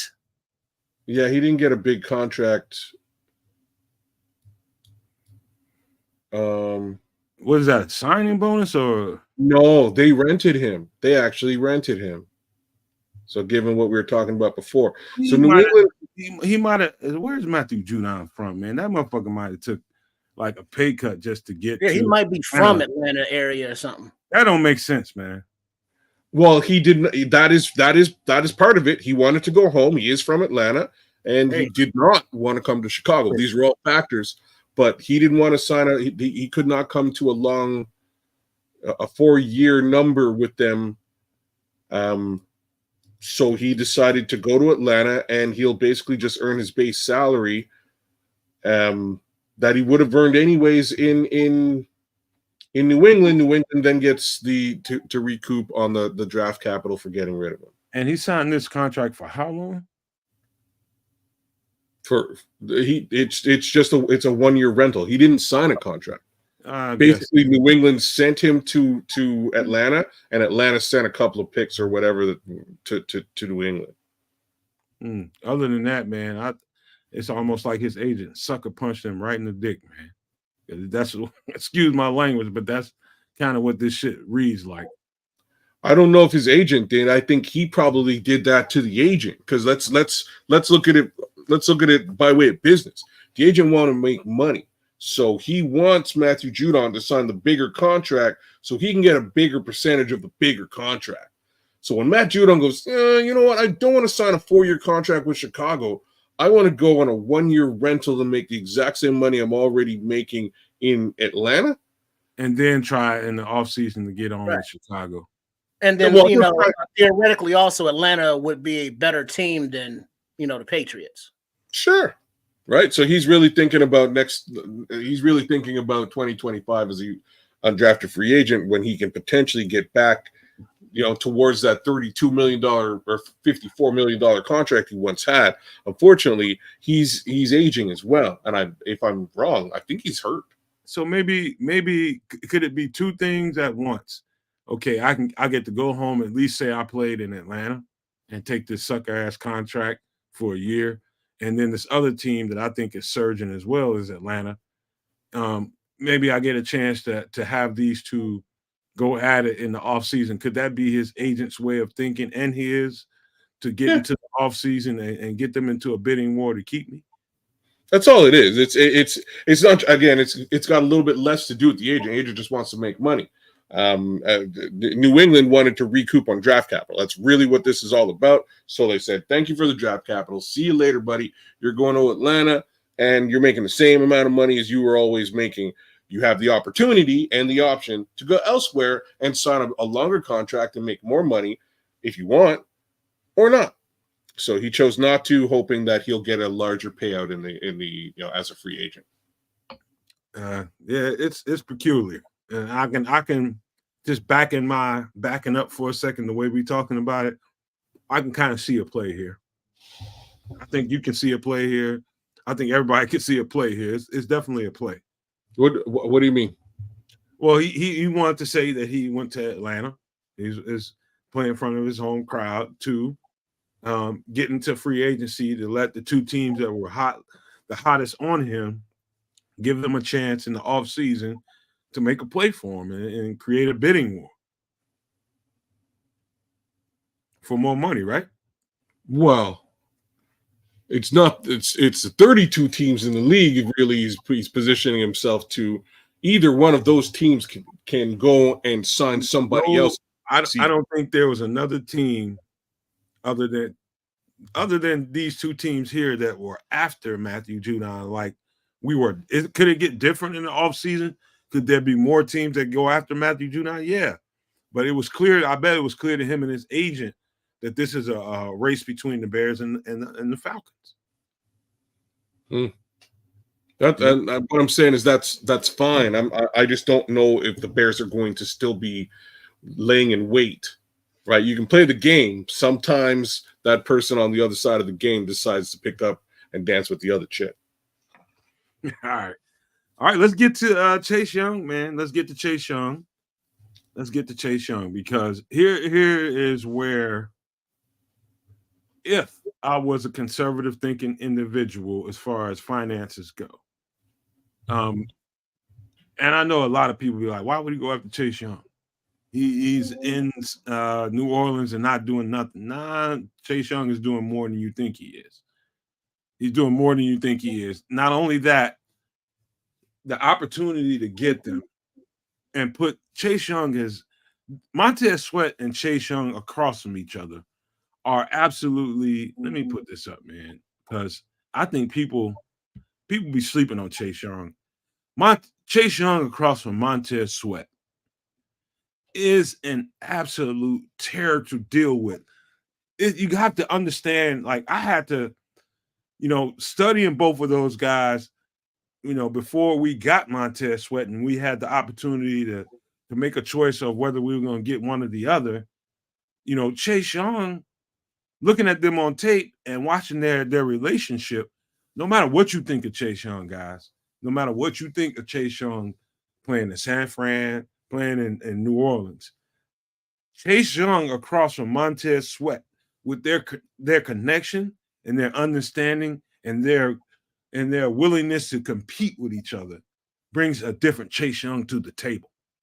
Let me just say that Chase Young in Chicago alongside Montez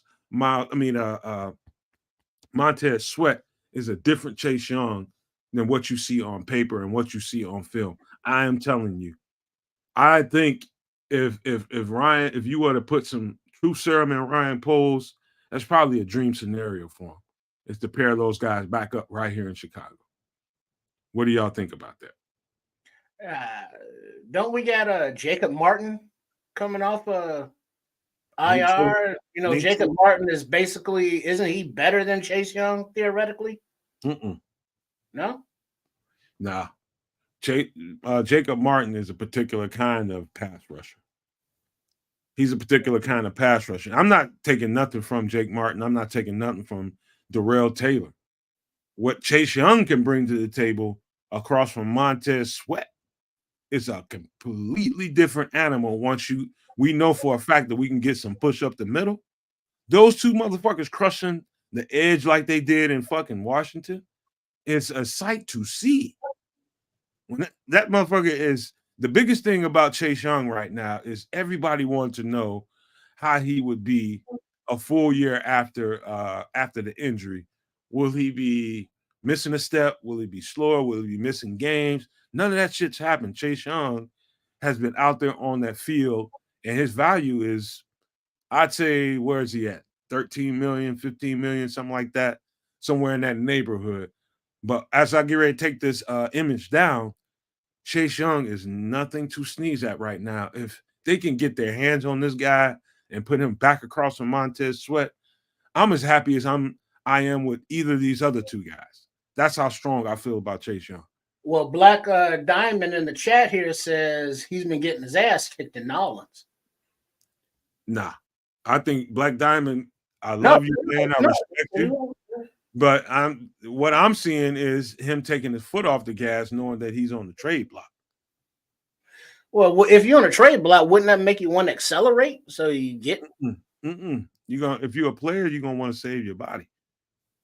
You're gonna want to save your body and don't want to make yourself look like a total dog out there. But you ain't gonna be out there giving everything you got to a situation you know that you ain't destined to be at long term.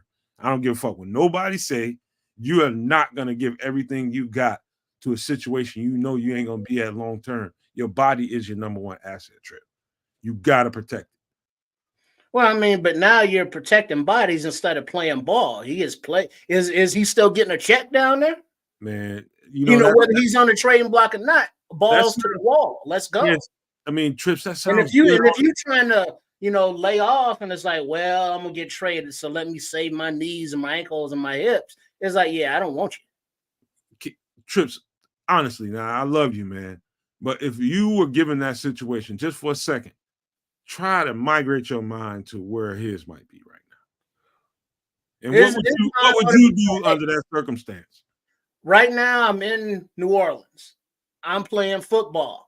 I'm getting paid in New Orleans to play football.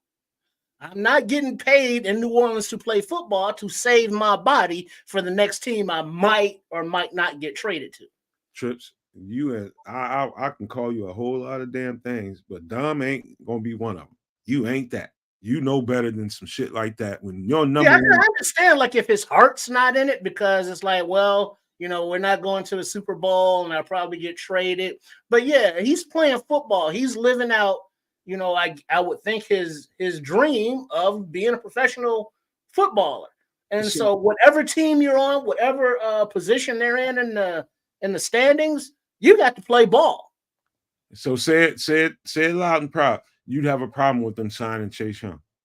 Well, if he's dogging it, saying, well, I'm not going to go all out because I'm not going to be here. I'm not going all out because we suck. It's like, no, I don't want that attitude. No, Chase Young or anybody else. Okay. I'm going to remember that. But okay, carry on, Kedz. We're going to pull this down while you get into this conversation. All right. You on mute, Kedz, so everything you said, nobody heard it. Damn it, Jim. Yeah, so not much of a conversation to be had here. He's a 1-year rental. You lost me on the whole, maybe he's half-assing it, for lack of a better thing to call it. I'm lost there because he was injured. He came back. He did exactly that. And if he's still doing that, that's the tape he's going to have. I ain't paying, like, if I'm Ryan, I'm not paying big money for that. I might pay, mid-grade money for it. And if that's the case, bring him. He's on a 1-year deal. He's a free agent in no time. The 1-year deal that he's on, though, is questionable. And I wouldn't want to pay that kind of money for him. So he's on a $13 million contract here for this year. That's the contract he's on. 1 year, $13 million guaranteed at signing. That's what he's going to get paid.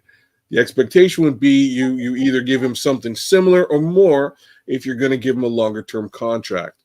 I'm not comfortable with those numbers. I don't know about you guys. All right. But that's an awful lot of money to pay somebody who's not. Whose heart's not in it, right? Like, if your heart's not in it, I think we're using the wrong terminology. Just me knowing what I know, I can look at that guy and tell that he's got it in cruise control. But like if you want to pay $13 million for cruise control. Let me finish. If you saw the Saints' last 2 games, like, he was leading the league in pressures before the last couple of games when Derek Carr was out. He could see if you got any kind of goddamn sense, you could see that with this backup quarterback in here, this shit ain't going nowhere. What the fuck we doing down here? I'm probably on the trade block. I need to protect my motherfucking health just in case. That's not a hits mentality. Man, I don't care what nobody said. Hits mentality, shits mentality. That's a mentality you want to get to the next situation because this one ain't that good.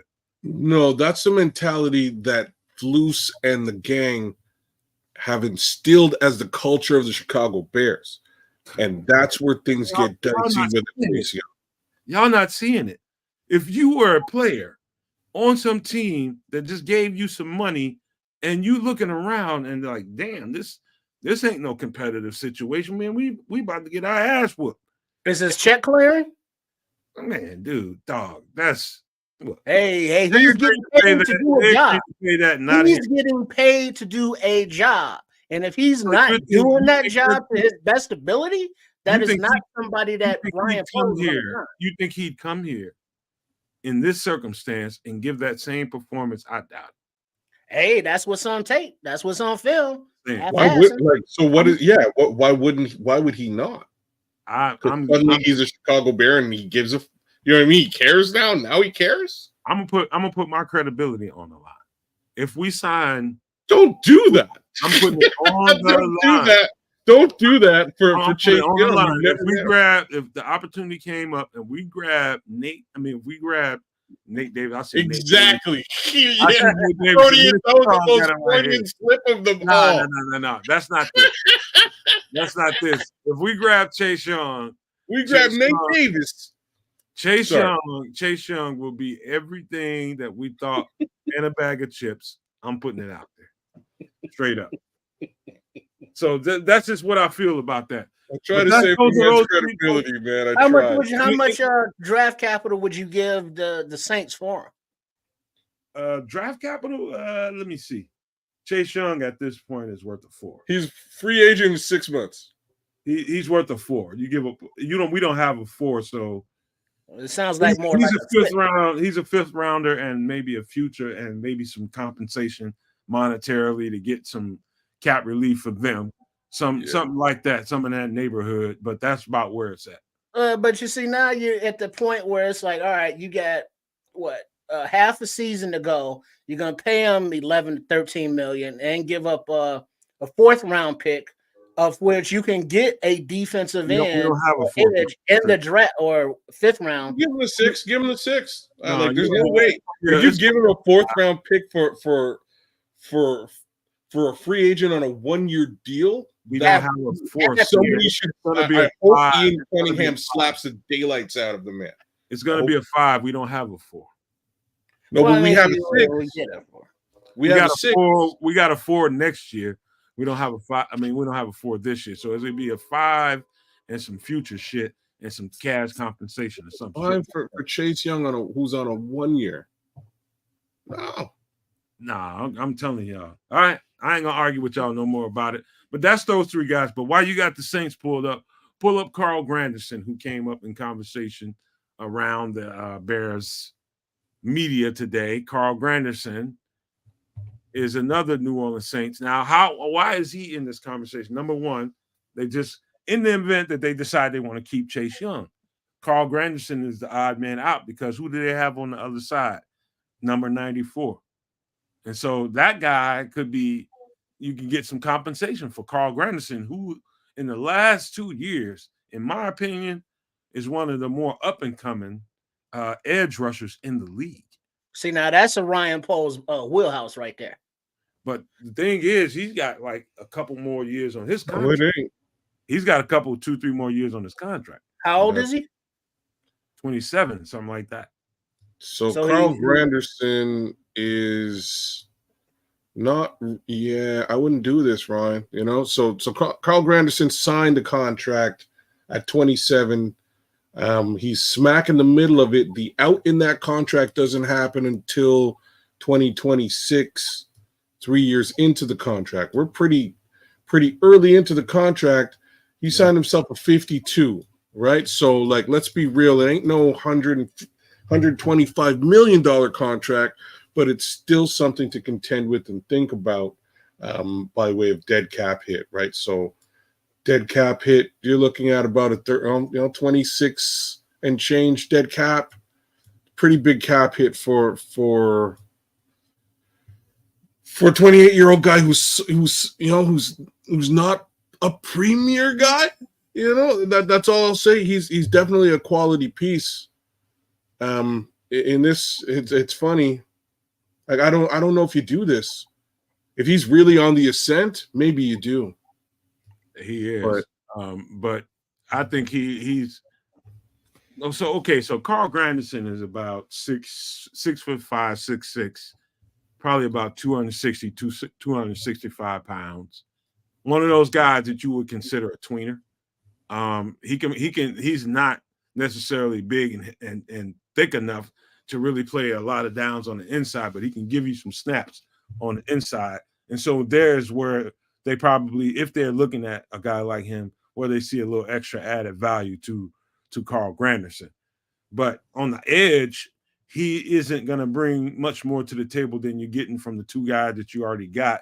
One guy you haven't seen play that Tripp was just talking about a minute ago. Yeah. And that's what we need. That's what we need. We got interior guys. We need Zach Pickens is coming back this week. So we'll have a guy. We need guys that can really get off that ball and get after the pass rush. I mean, get after the quarterback.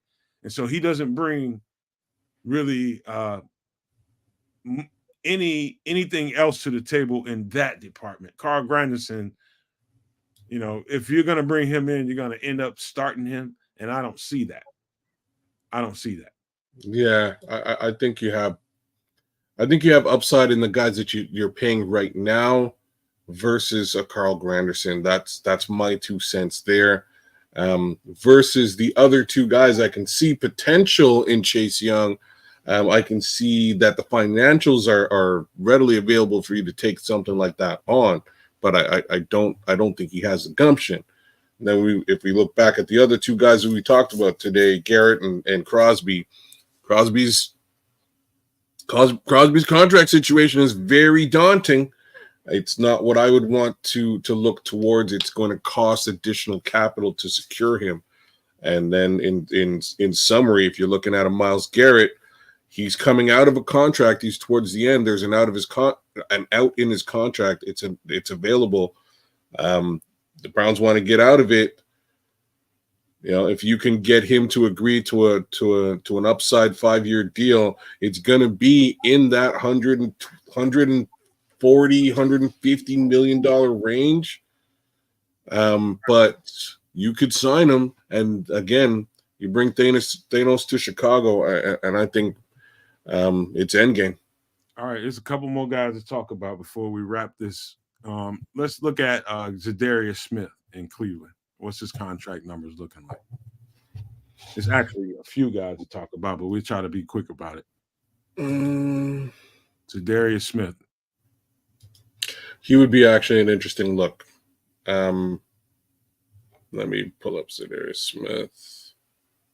That's the other guy in Cleveland, if you don't end up with Myles Garrett, that is a tantalizing opportunity as well.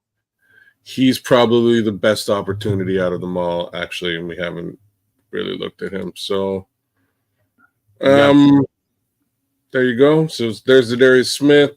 I'm wrong. It's all Myles Garrett. The age just ruined everything. So Zadarius Smith is 32, which is the one real kicker here. He's on a 2-year, $23 million contract with Cleveland. So basically, he's getting paid in and around the same numbers as a Myles Garrett, with an additional year tacked on top of it. So there's always an out in a 2-year contract. Within year one, you can jump out of this contract relatively easily, save the remaining cap hit, which I'm sure they pushed backwards. So no, they ate a bunch up front. Okay. So so there's you'd be looking at 14 mil next year, 19 mil this year. It's somewhat doable. Okay. While you at Cleveland, pull up LaDain. What is his name? Dalvin Tomlinson? Dalvin Tomlinson. Pull up Dalvin Tomlinson. This is realistic. This is an interior tackle. This is your backup to Big Andrew Billings, which I felt like in the offseason we were in need of. He's an older guy, but damn it, if he doesn't get you in a situation where you have some depth this year. Yeah, no, not for depth, not at these numbers, my friend. So what is it? We're talking about One more time. Dalvin Tomlinson, he is 30 right now, just signed a 4-year, $57 million contract with Cleveland. That's what I'm trying to say here, right? So if he's, you know what I'm saying? Like it's great to have the pipe dreams, but I didn't know he signed a 4-year. Yeah. So he's in the thick of it. In 2024, he still has 2 years before he gets to his out. So he's looking at a 2026 out where caps are manageable. You know, if you're buying into something like this, you're kind of stuck for the next 2 years. What's his age? Say what? What's his age? 30. It's not the worst. It's not the worst thing in the world. No, it's absolutely terrible. I hope to God they don't do this at all. This is a terrible idea. I'm just saying. This is a terrible idea because A, his age, B, his contract status, right? It's just too large, and C, we're paying big money for a backup. He's not even going to start. At the overall money instead of what they're coming off per year. I'm looking at both because they have to get hit with the cap regardless, like the dead cap. Somebody gets hit with that. So if they trade him, the Browns get hit with the cap, right? They get hit with the dead cap money. So they're going to want big capital to offset the money they're paying. You know what I'm saying? All right. So they're looking for like a two.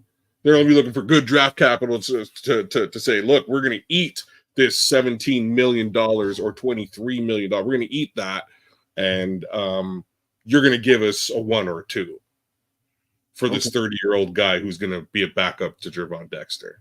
All right, let's look at one more guy actually 2. Let's look at Azeez Ojulari in New York, which you turned your nose up at the first time we talked about. But you felt like, okay, what does he bring to the table that Darrell Taylor and Jacob Martin brings to the table? That argument is hard to counter that because you're talking about somebody in the same neighborhood of skill set. But this is where I'm at. Like, I'm just going to be frank, and we'll go through these numbers with Azeez as well, but it's either you're all in or you stand pat. And I don't think you go and get another mid piece at defensive end and hope that I think the rotation we have is a solid rotation. Don't get me wrong. If you're upgrading at that rotation, that's a thing. If you're not upgrading that rotation, if you're just adding another guy into it, I think you can survive. Look at it that way, Kedz, because think about it this way: you got a roster spot that you don't that somebody really doesn't need. You let go of Dominique Robinson, and you do exactly what you just said: is upgrading your depth and filling out your roster the right way, and so that 1 to 3, 1 to 4 in our situation because we got Darrell Taylor, Jacob Martin, we got Booker, and then you add a guy like Azeez Ojulari to that. Any one of those guys, you have no letdown. And so in terms of how many guys that you can throw at a team, that's almost equal to 1. I was thinking of what you're saying about throwing guys at him, and it's like, yeah, at his age, Ojulari's age, at his contract number, that's a awesome trade for Dom Rob. So it's like swap those 2 out. All right, I'm good with that. Exactly. You kind of walked me into that, Kedz, because I was going there, but you walked me right into that conversation. When you talk about upgrading, because of the numbers here, I can agree with what you're saying. Problem is the numbers are in agreement. You got 3 guys that they feel like they can start, so there's an issue there because. Between Jacob Martin, Azeez, and Darrell Taylor, you're talking about 3 guys that have almost equally the same skill set, and all of them feel like they should be the starter. Well, yeah, but all the players that feel like they should be started, they're going to have to come out and take a blow eventually, and that's when, the defense was usually giving up stuff when Sweat wasn't on the field.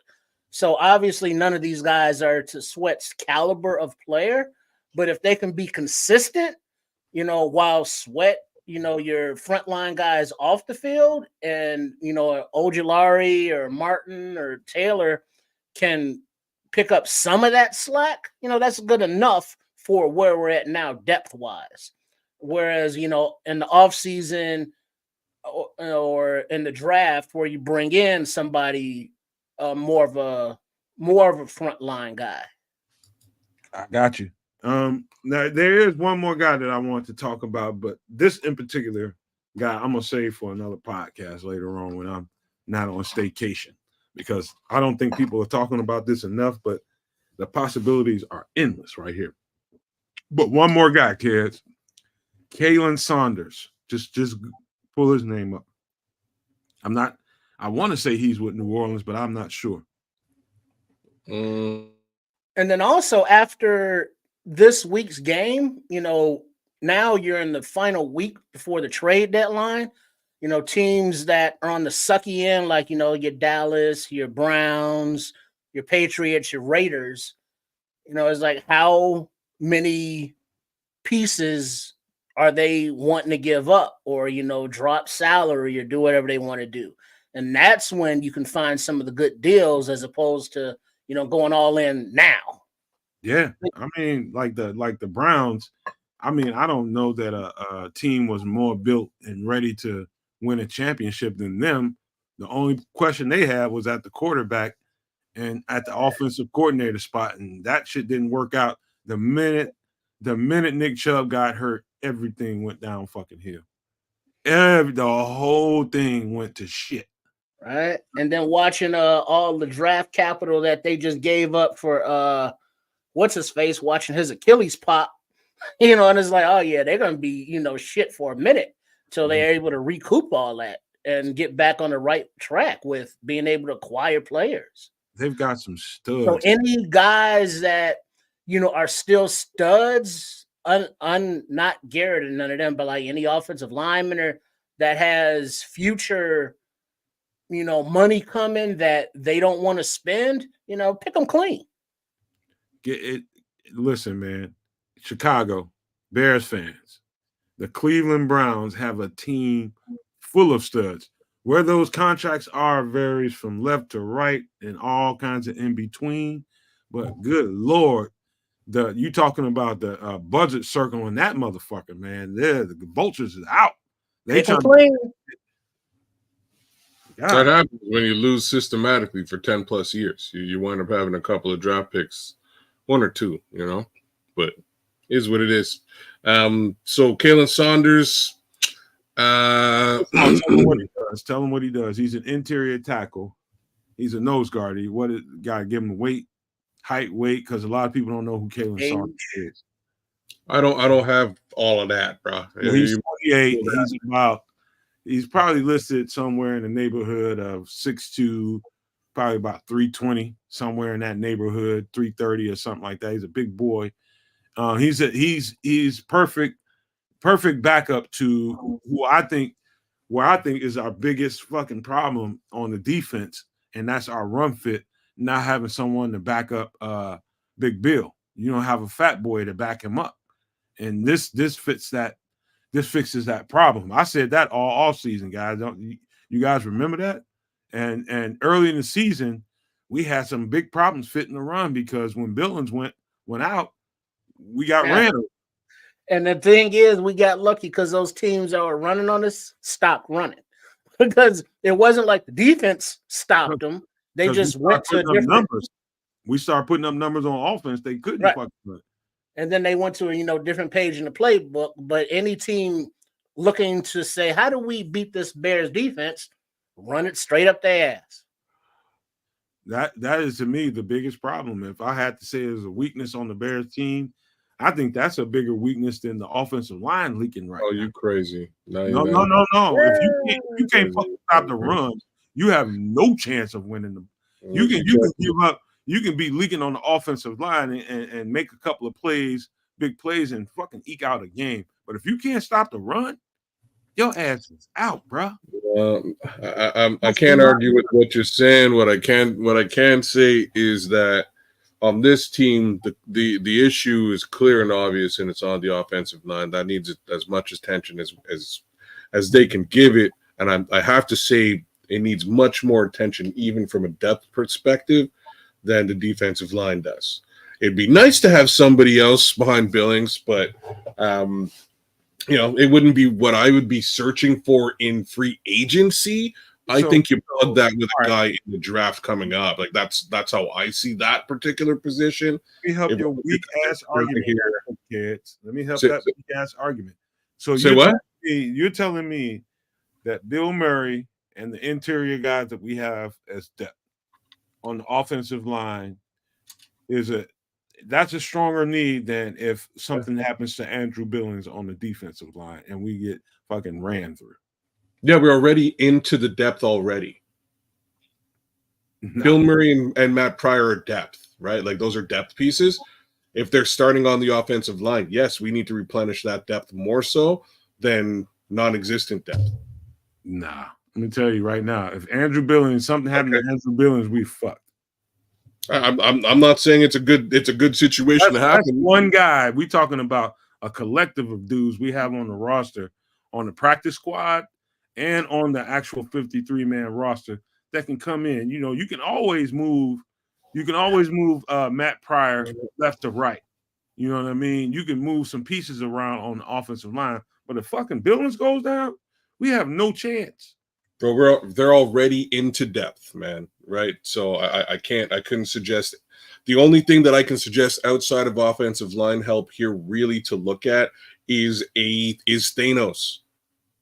That's it. Like I wouldn't spend money on anything but plugging the holes on the offensive line or upgrading on the offensive line or again continuing that depth, making sure that they're solid behind Matt Pryor and whoever else is on the line. Let me frame the question in a better way. Do you think on the O-line the depth on the exterior, talking about the perimeter, talking about the tackles, you think that's the weakest, or the weakness is more or less in the interior? Yes. Which one? Thanks, Strip. Yes. Which one? That's why. Well, go ahead, Kedz. Go ahead. So I think you cannot fix the left tackle weakness right now. That's my answer to your question. I think the left tackle weakness is probably the biggest of them all. Well, let's stop right there. Stop. You can't fix that. Search Cam Robinson, who's been rumored to be out there on the market from Jacksonville. Very good left tackle from Jacksonville. Very good. He's not out there. He's not being rumored for no reason. His agent put that out there. I'm gonna say something here, and it's just that, like, why? Why would you want to? Why would you have the generational talent quarterback over there? Because you have an owner that doesn't believe in the situation, and he's looking to recoup early in case this shit goes left. Yeah, you don't. That's what you do. That's brilliant. Cam Robinson signed a 3-year, $54 million contract with the Jacksonville Jaguars, including $15 million signing bonus. Say what now? Where's he at in that contract? We're about to find out. He's got a potential out right now, so that is a good sign. There is a remaining $21 million cap hit on it.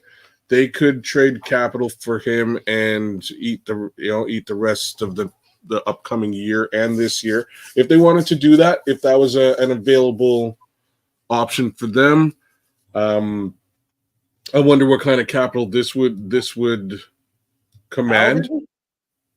That's a great question as well. So he's 28 years old he's 29, 2024. So what do you think overall? That like this is a possibility at the weakest point of an argument. It's a possibility. It's not a strong. Okay, this could happen. No, it's just a possibility because the Jaguars a week ago were the team that the coach I thought the coach was going to get fired, but they bounced right back against a couple of weak ass teams, to be honest with you, and got some wins. But the reality of the situation is that is not a tenable long-term situation. And I think that owner knows it. And that agent who is probably in contact with that leadership probably put that out there. And so that's where I think most of the shit comes from, the agents. Well, it definitely does. The fact of the matter is his contract it does support a potential trade and a payday for an agent. So let's be real about that. So yeah, odds are agent probably floated it. If they are willing to get rid of a Cam Robinson, it is worth a conversation for Ryan Poles for sure. Especially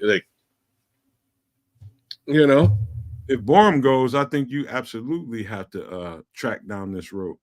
Now, is this he's an upgrade over Braxton Jones, right? Oh, that's really what I was gonna say. And if you get rid of Borum, you might I don't know. You might have some more work to do in the get ridding of business. If this guy's gonna come in and take Braxton Jones's job. I had to throw that out there because that is in the ether. That is in the ether. And this whole show tonight was all about talking about where we are, where we think we are individually, because every one of us as fans are individuals. Kids, you can pull that down if you want to. As fans individually, we are in all kinds of different places on the spectrum. And respectfully, I do appreciate where everybody is, and I understand it, man, more than maybe people would think, because I have a strong point of view and a strong way of presenting what I have to say and why. Doesn't mean I don't respect everybody else's point of view. I absolutely do, and I get where everybody else is coming from. There's a financial aspect of everything that needs to be considered. There is a distance thing, talking trips right now, future thing that needs to be considered. And there's also what I've been talking about tonight, and that is, if you think you can win right now, don't be no punk ass about it. Fucking do it. Do the shit that you need to do. Be smart about it. Be financially responsible about it, and make sure you're getting into a situation that you can manage long term. Because when you have a quarterback that's on a rookie contract, you have a lot of things that you can do that most people probably don't consider given the situation. With the rookie on a rookie contract, a quarterback, you can do a lot more than it would seem to be in the general. Not just the QB though. All them cornerbacks are on rookie deals too. There's a whole bunch of folks who are rookies. Take advantage of it. Yeah, while you got this opportunity, you got this window. No, don't be no punk ass about this stuff. Well, but you say the window, and it's like, what's the window? I mean, we got the rookie quarterback, we got a good defense, but the division's kicking ass. And it's the window is like, I don't think the window is open yet. I think it's opening, but it's not open. But that's the question, Trip. I get it, Trip. I understand. Do you kick the window open, or do you wait till somebody opens it for you? Well, no, or do you wait for somebody to close the window? Because that's what's happening right now. The window. Well, what happens when you kick a window in? Somebody's getting cut. That's all right. That's okay, man. Just Nate Davis get cut. I'm fine. I mean, like in IRL, it's like you kick a window and you're gonna cut a vein or some shit. But you're gonna get in the house. But it's naturally opening. Through what Ryan Poles has done with the cap, with the draft capital, and everything, putting this team together, the window is opening naturally. And if you try to accelerate it unnaturally, now you're giving up future draft capital for now, when now the window isn't there yet. It's getting there. And, this is all an experience to where, all right, we're going to learn from this season and next season elevate, along with the upgrades, wherever those draft and free agents will be. Right now, I don't see it as an all-in opportunity with the way that the rest of the division is playing. Like if the rest of the division was shit, okay, yeah, let's go. Let's take the division and just go to the playoffs.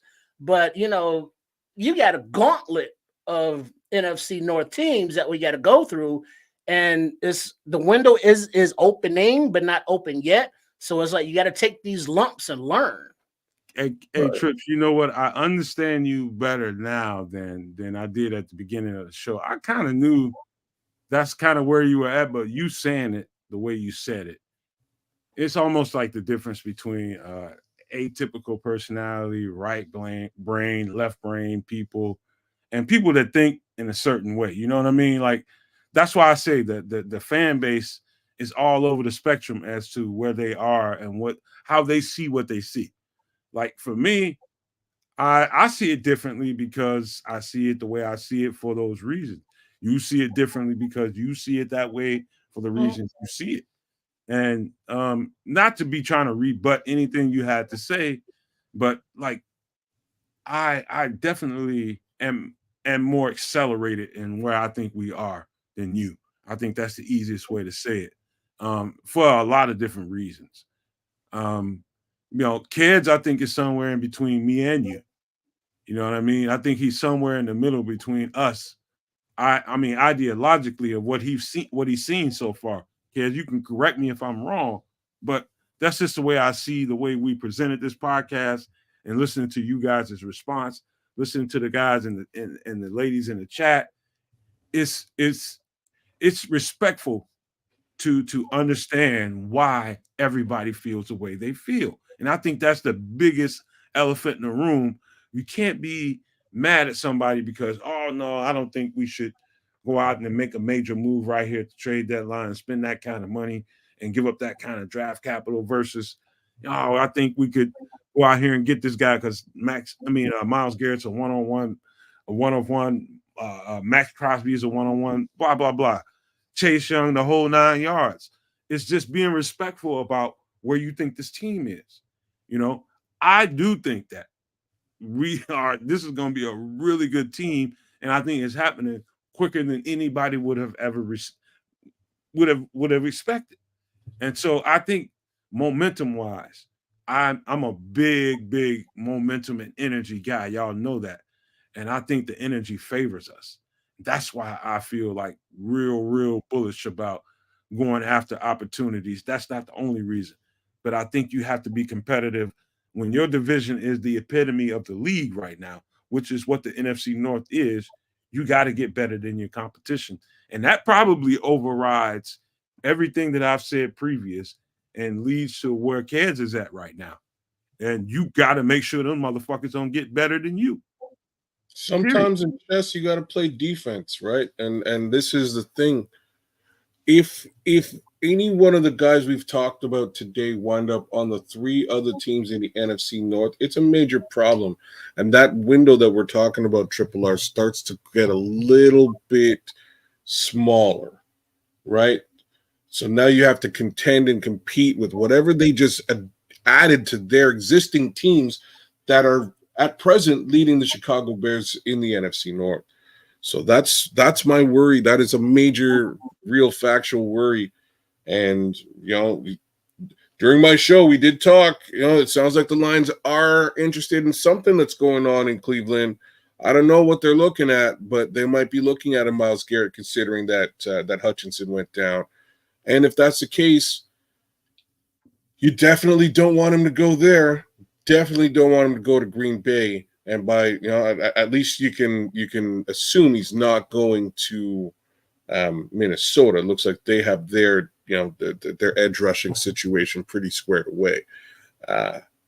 Man, like, I do it. I don't bat an eyelid about it. I would do it one time, pay the man his money. He is that good. And I think it would just simply pay dividends for this team and allow the quarterback to simply grow into who he needs to be without ever really having to worry about a defense. Your defense is instantly Super Bowl ready, and it's just a question of the offense catching up to it. And we're seeing it grow week on week on week. All that needs to happen now is it just needs to continue on. So, hey, Trips, let me ask you a question. This is the last one I'll ask. Do you think? And I'm asking the No Maniacs, the Super No Maniacs. let us know in the comment section if you think what I'm about to ask Trips really resonates with you, on a personal level. I mean, we got fans all over the fan base.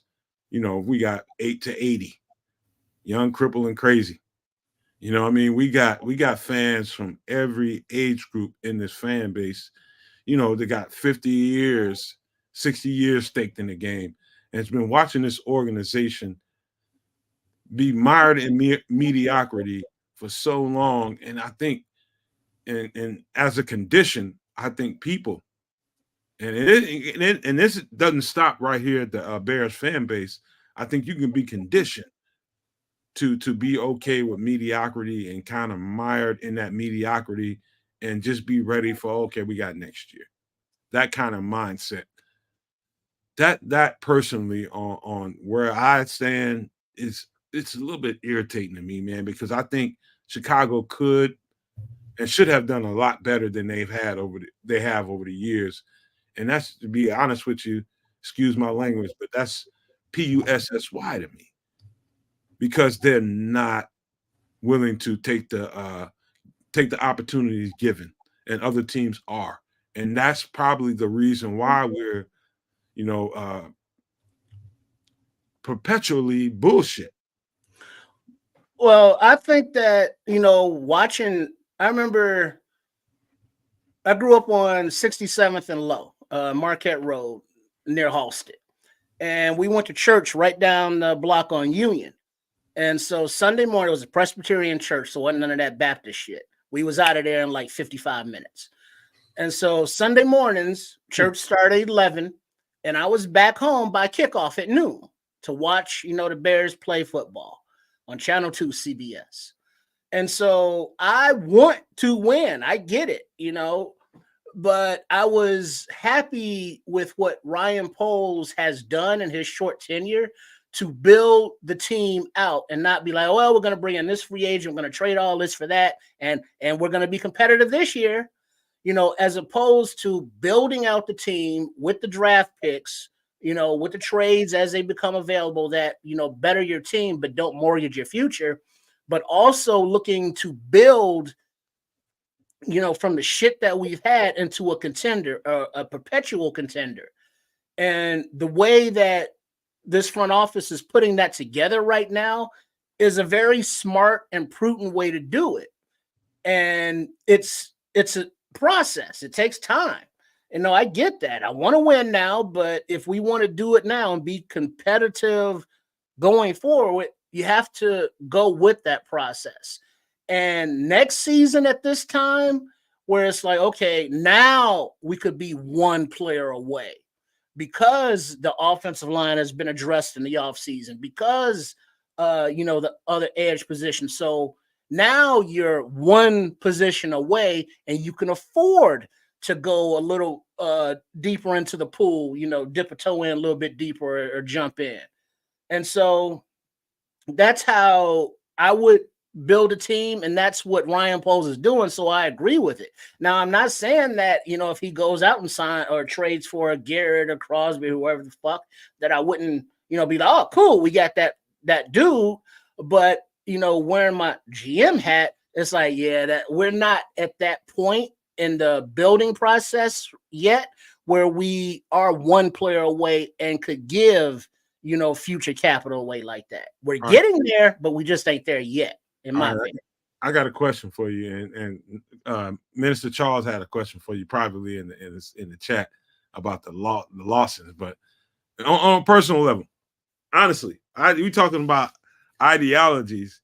Trip, would you be willing to, or have you considered, if someone told you can save yourself a bunch of money by only flushing your toilet twice a day, would you be willing to do it? Hey, if it's yellow, let it mellow. If it's brown, flush it down. Now you can understand Trips is willing to be absolutely conservative, man. And you know what? Nothing wrong with that. Nothing wrong with that, Trips. You got kids over there thinking about it. I can't close the show without letting him air out whatever he's thinking right now. I'm just thinking, like, how many times y'all flushing on a daily basis? How many times you got to go potty? Well, I might be able to do this. I'm not sure how much money you could save, but you got the Dookie Go. Outside of that, I can take my business elsewhere, and that I can cut it right down to one, maybe. Like he said, I'll go and shit in the yard for the right amount. No, I ain't doing that. Hey, man, Well, not in the winter. Savage. I'll do the Dookie one and take the rest of the business elsewhere. I'll go take a look at the corner store. Anyways, yeah. That's as far as I'm concerned. I just think there's a little bit of I'm real worried that the Lions or the other guys are going to get some sort of big signing here that really helps to put them over the top. Somebody has to go over the top in this division, and I think that's what we're learning, right? We have a gauntlet coming up here in no time, and I think you do what you need to do to put yourself over the top here. Like weeks ago, I would have said, don't do it. Wait and see if the quarterback is the guy. I believe he is. So I don't really have the compulsion for the wait and see anymore. As far as timing is concerned, it lines right up with his contractual situation. So that works out. If you can't win a Super Bowl over the course of the next 4 years and you got to pay Caleb, you can get rid of this guy. Cut your bait and pay Caleb and move forward. Or we win 4 Super Bowls between now and then. Right. Hey, that sounds like a plan because, I think Caleb Williams he looks like a quarterback that you can win because of and not with. Not with. Hey, fellas, if you were to add, DJ is like he's like the heart and soul of the Bears pressers, man. He is light.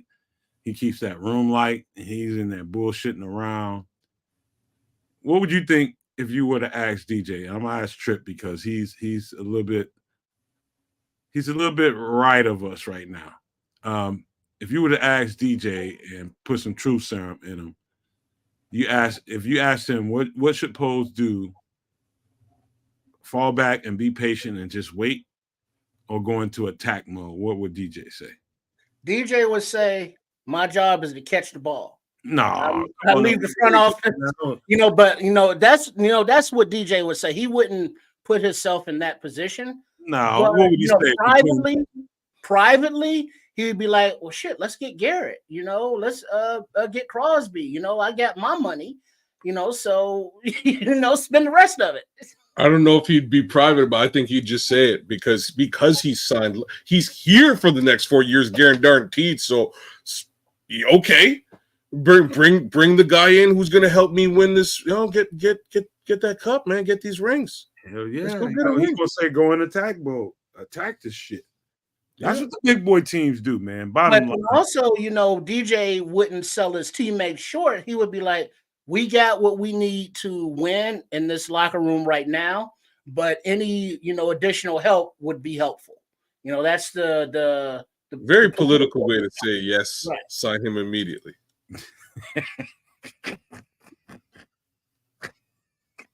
That's how you play both sides of the aisle. I'm a Libra. It's what I do. But hey, you know what I mean? All right, man. Look, we got to save some conversation for later, man. But wow, into the psyche of the differences of opinion of Bears fans. Some of them turn podcasters like us. Some of them still on the perimeter don't feel like you're lesser than because you're not a podcaster and you're some part of the media or some shit like that. It don't matter just because you're on the outside and nobody gets to see or hear exactly what you think of what the Bears should do. Don't think your comment or your point of view is lesser than any fucking body else. Your fucking comment is as important as anybody's. I don't give a shit who you are. You spend your time fanning this team, and I'm sure your money and everything you got to see this team be a winning organization. Don't feel bad about your comment just because people are on TV or on the internet, whatever the fuck is going on. Don't feel like they're better than you. They're not. Mm-hmm. They're not. There's just other people that have different opportunities that you haven't been presented with. So just know your opinion and the way you think and your point of view makes a fucking difference, especially to us over here. But with that being said, let me pass it on to my guy, the Canuck, for some closing comments and some shout outs before we get this going. All right, we're gonna do it a little bit different. So this is me. I'm staring at the camera. Ryan Poles signed Myles Garrett. Please, it'd be awesome. So that's all I got to say about that. Giving love to those give us love. Big shout outs to my guy Mo Fugra. Thanks for coming through. Shout outs to Minister Charles Johnson. As always good to have you, my brother. Black Diamond, I'm sorry I couldn't control him. And yes, he's getting his butt kicked in New Orleans. Who else we got out there? Joseph Archer, big love to you, big shout outs. King Booker World, mad love to you, my brother. Always good to have you. The Nodge, shout outs to you too. Bishop, mad love. And always good to chop it up with my guy here, Triple R and Nomad King of Pop. Triple R, take us home, brother. Sign us out. Minister Charles, I don't remember offhand the Lawsons because I'm old and a lot of drinking and a lot of smoking. But right across the street, it wasn't in vogue, but it was another young group of family members that all sang. I think they were all girls. I can't remember their name, but they were pretty popular at the time. But yeah, Southside, Inglewood represent. Big up to all the Nomaniacs and the Super Nomaniacs. Big up to Nomad, Kedz, and the dude laying in the cut. And big up to everybody who's supporting us at Sports Chicago Style. Much love. I appreciate you guys, man. And I appreciate everybody that was here tonight, whether you were vocal and had your say in the chat, all the members that were vocal in the chat, man. It was the Super Nomaniacs, man. Listen, I want you guys to understand something about what we do over here. And I apologize to you guys because this week, we were due for a hiatus, number one, because the opportunity was there, but just individually, I could have done more podcasts, but my girlfriend was on a vacation and I was just trying to do the best I can to be a good boyfriend. The emotions. There we go. Yeah, man. Hey, man, you happy wife, happy life. She ain't my wife, but she damn near is. And, just trying to spend some time with her, had some little setbacks over the weekend, some personal stuff that was going on. And, that being said, let me tell you guys something. Being a part of what we do over here and being a part of this fan base takes a particular kind of you got to be a particular kind of person to have stuck with the Bears this long and through all this hardship and up and downs that this team has taken people through. You got to be a certain kind of person.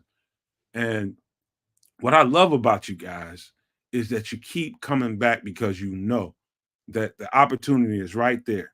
It's right there in front of you. It's right there. And I think we have an organization now that realizes that they came into this organization knowing that was the assignment. They knew the assignment was these people have been languishing in misery and mediocrity for a long time. We can come into this organization and make some shit happen. We can make some moves. We can organize and we can get some shit going for this organization and put us in position to really, really and start bringing some championships into this city. And I think we're right on the precipice of that. Where everybody else is on the spectrum of how many years that's going to take, whether it's now or later, that's neither here nor there with me. The assignment for me is to keep you guys engaged and to tell you guys the truth about what I see as a person that knows a game at a certain level. And that's my personal assignment is to relay that message to you guys. And I just want to thank you guys for always being patient with us and knowing that we're just humans and we have a point of view that may not necessarily align with yours and be okay with it. I just want to appreciate you, Super Nomaniacs, for that. And if you notice the entire show, we have not asked you guys once to like. We have not asked you guys once to share. We've not asked you guys once to subscribe. We've not even asked you guys to become a member. That's all out in the ether. Make a choice. If you appreciate what we do enough, then go ahead and do that for us. If not, I understand that too. But I believe that we put out some damn good content. And I believe if you track back some of the things that we say on this show, ends up happening 9 out of the 10 times in the future. So I'm telling you, some of the stuff that we talked about tonight is going to absolutely happen in the very near future. And we're going to end up doing a podcast about it. Trust me when I tell you, we be on point. And if you've been a part of the Nomad Network for all this time, then you can tell the rest of the people that haven't been a part of this that these motherfuckers know what they're talking about. The shit that they say always ends up happening. And so that's one thing that I carry around with me. And I know these guys, I try to resemble what they think when I close this show and what they feel when I close this show. And I believe they believe the same thing. We've been hella accurate. And we're going to keep that going moving forward. But with that being said, man, I just want to say thank you one more time to you guys. That was the big speech. That was it. But before we get out of here, I got to leave you guys with these famous words. Hey, before you leave us with the famous words, Minister Charles Johnson grew up on 65th, 64th in Peoria, always smelling that Church's chicken. I can dig it. All right, go ahead, Nomad. Hey, man, don't be sleeping on Church's chicken. I love that shit, man. When you catch it in the hood, that Church's chicken in the hood, different, boy. That's definitely the hood. That's definitely the hood. Hell yeah. That Church's chicken in the hood is different. I don't know, Kedz, you ever had some Church's chicken? Matter of fact, yeah. Oh, shit. They got churches in Canada? Not anymore. They used to. They had one of the big burger chains bought into Church's Chicken, and we had Church's Chicken here for years. Super good with the hot sauce. Oh man! And now nothing. Oh man! At least we got Popeyes back up here, man. It took a long time. For a minute there was like a chicken drought. It was just KFC, and KFC fell off a long time ago, bro. But we got Mary Brown's though. I bet y'all don't know about no Mary Brown's. I know about Brown's chicken, but not Mary Brown's. I know about Brown's. I heard of Mary Brown's. I've seen that on TV. I ain't never encountered one, but before we get out of here, I got to say one little thing, man. One of the biggest fucking problems I've had in society lately is they closing up all the Long John Silvers. I love that shit. Hey, FYI, I heard from a little birdie that Chef Trips, he got that recipe for the Long John Silver's fish planks and chicken planks. Don't fuck around, man, because I done finagle women and all kinds of shit that make sure I can get my hands on that batter. Like I literally used to get batter from that store. I should get people to get it for me, man. But that's a whole nother conversation for another show. But let me close this out, man. With that being said, I'm cleaning out of batter jokes, guys. So yeah, let's just end this thing. The diesel unloads. Shaquille O'Neal.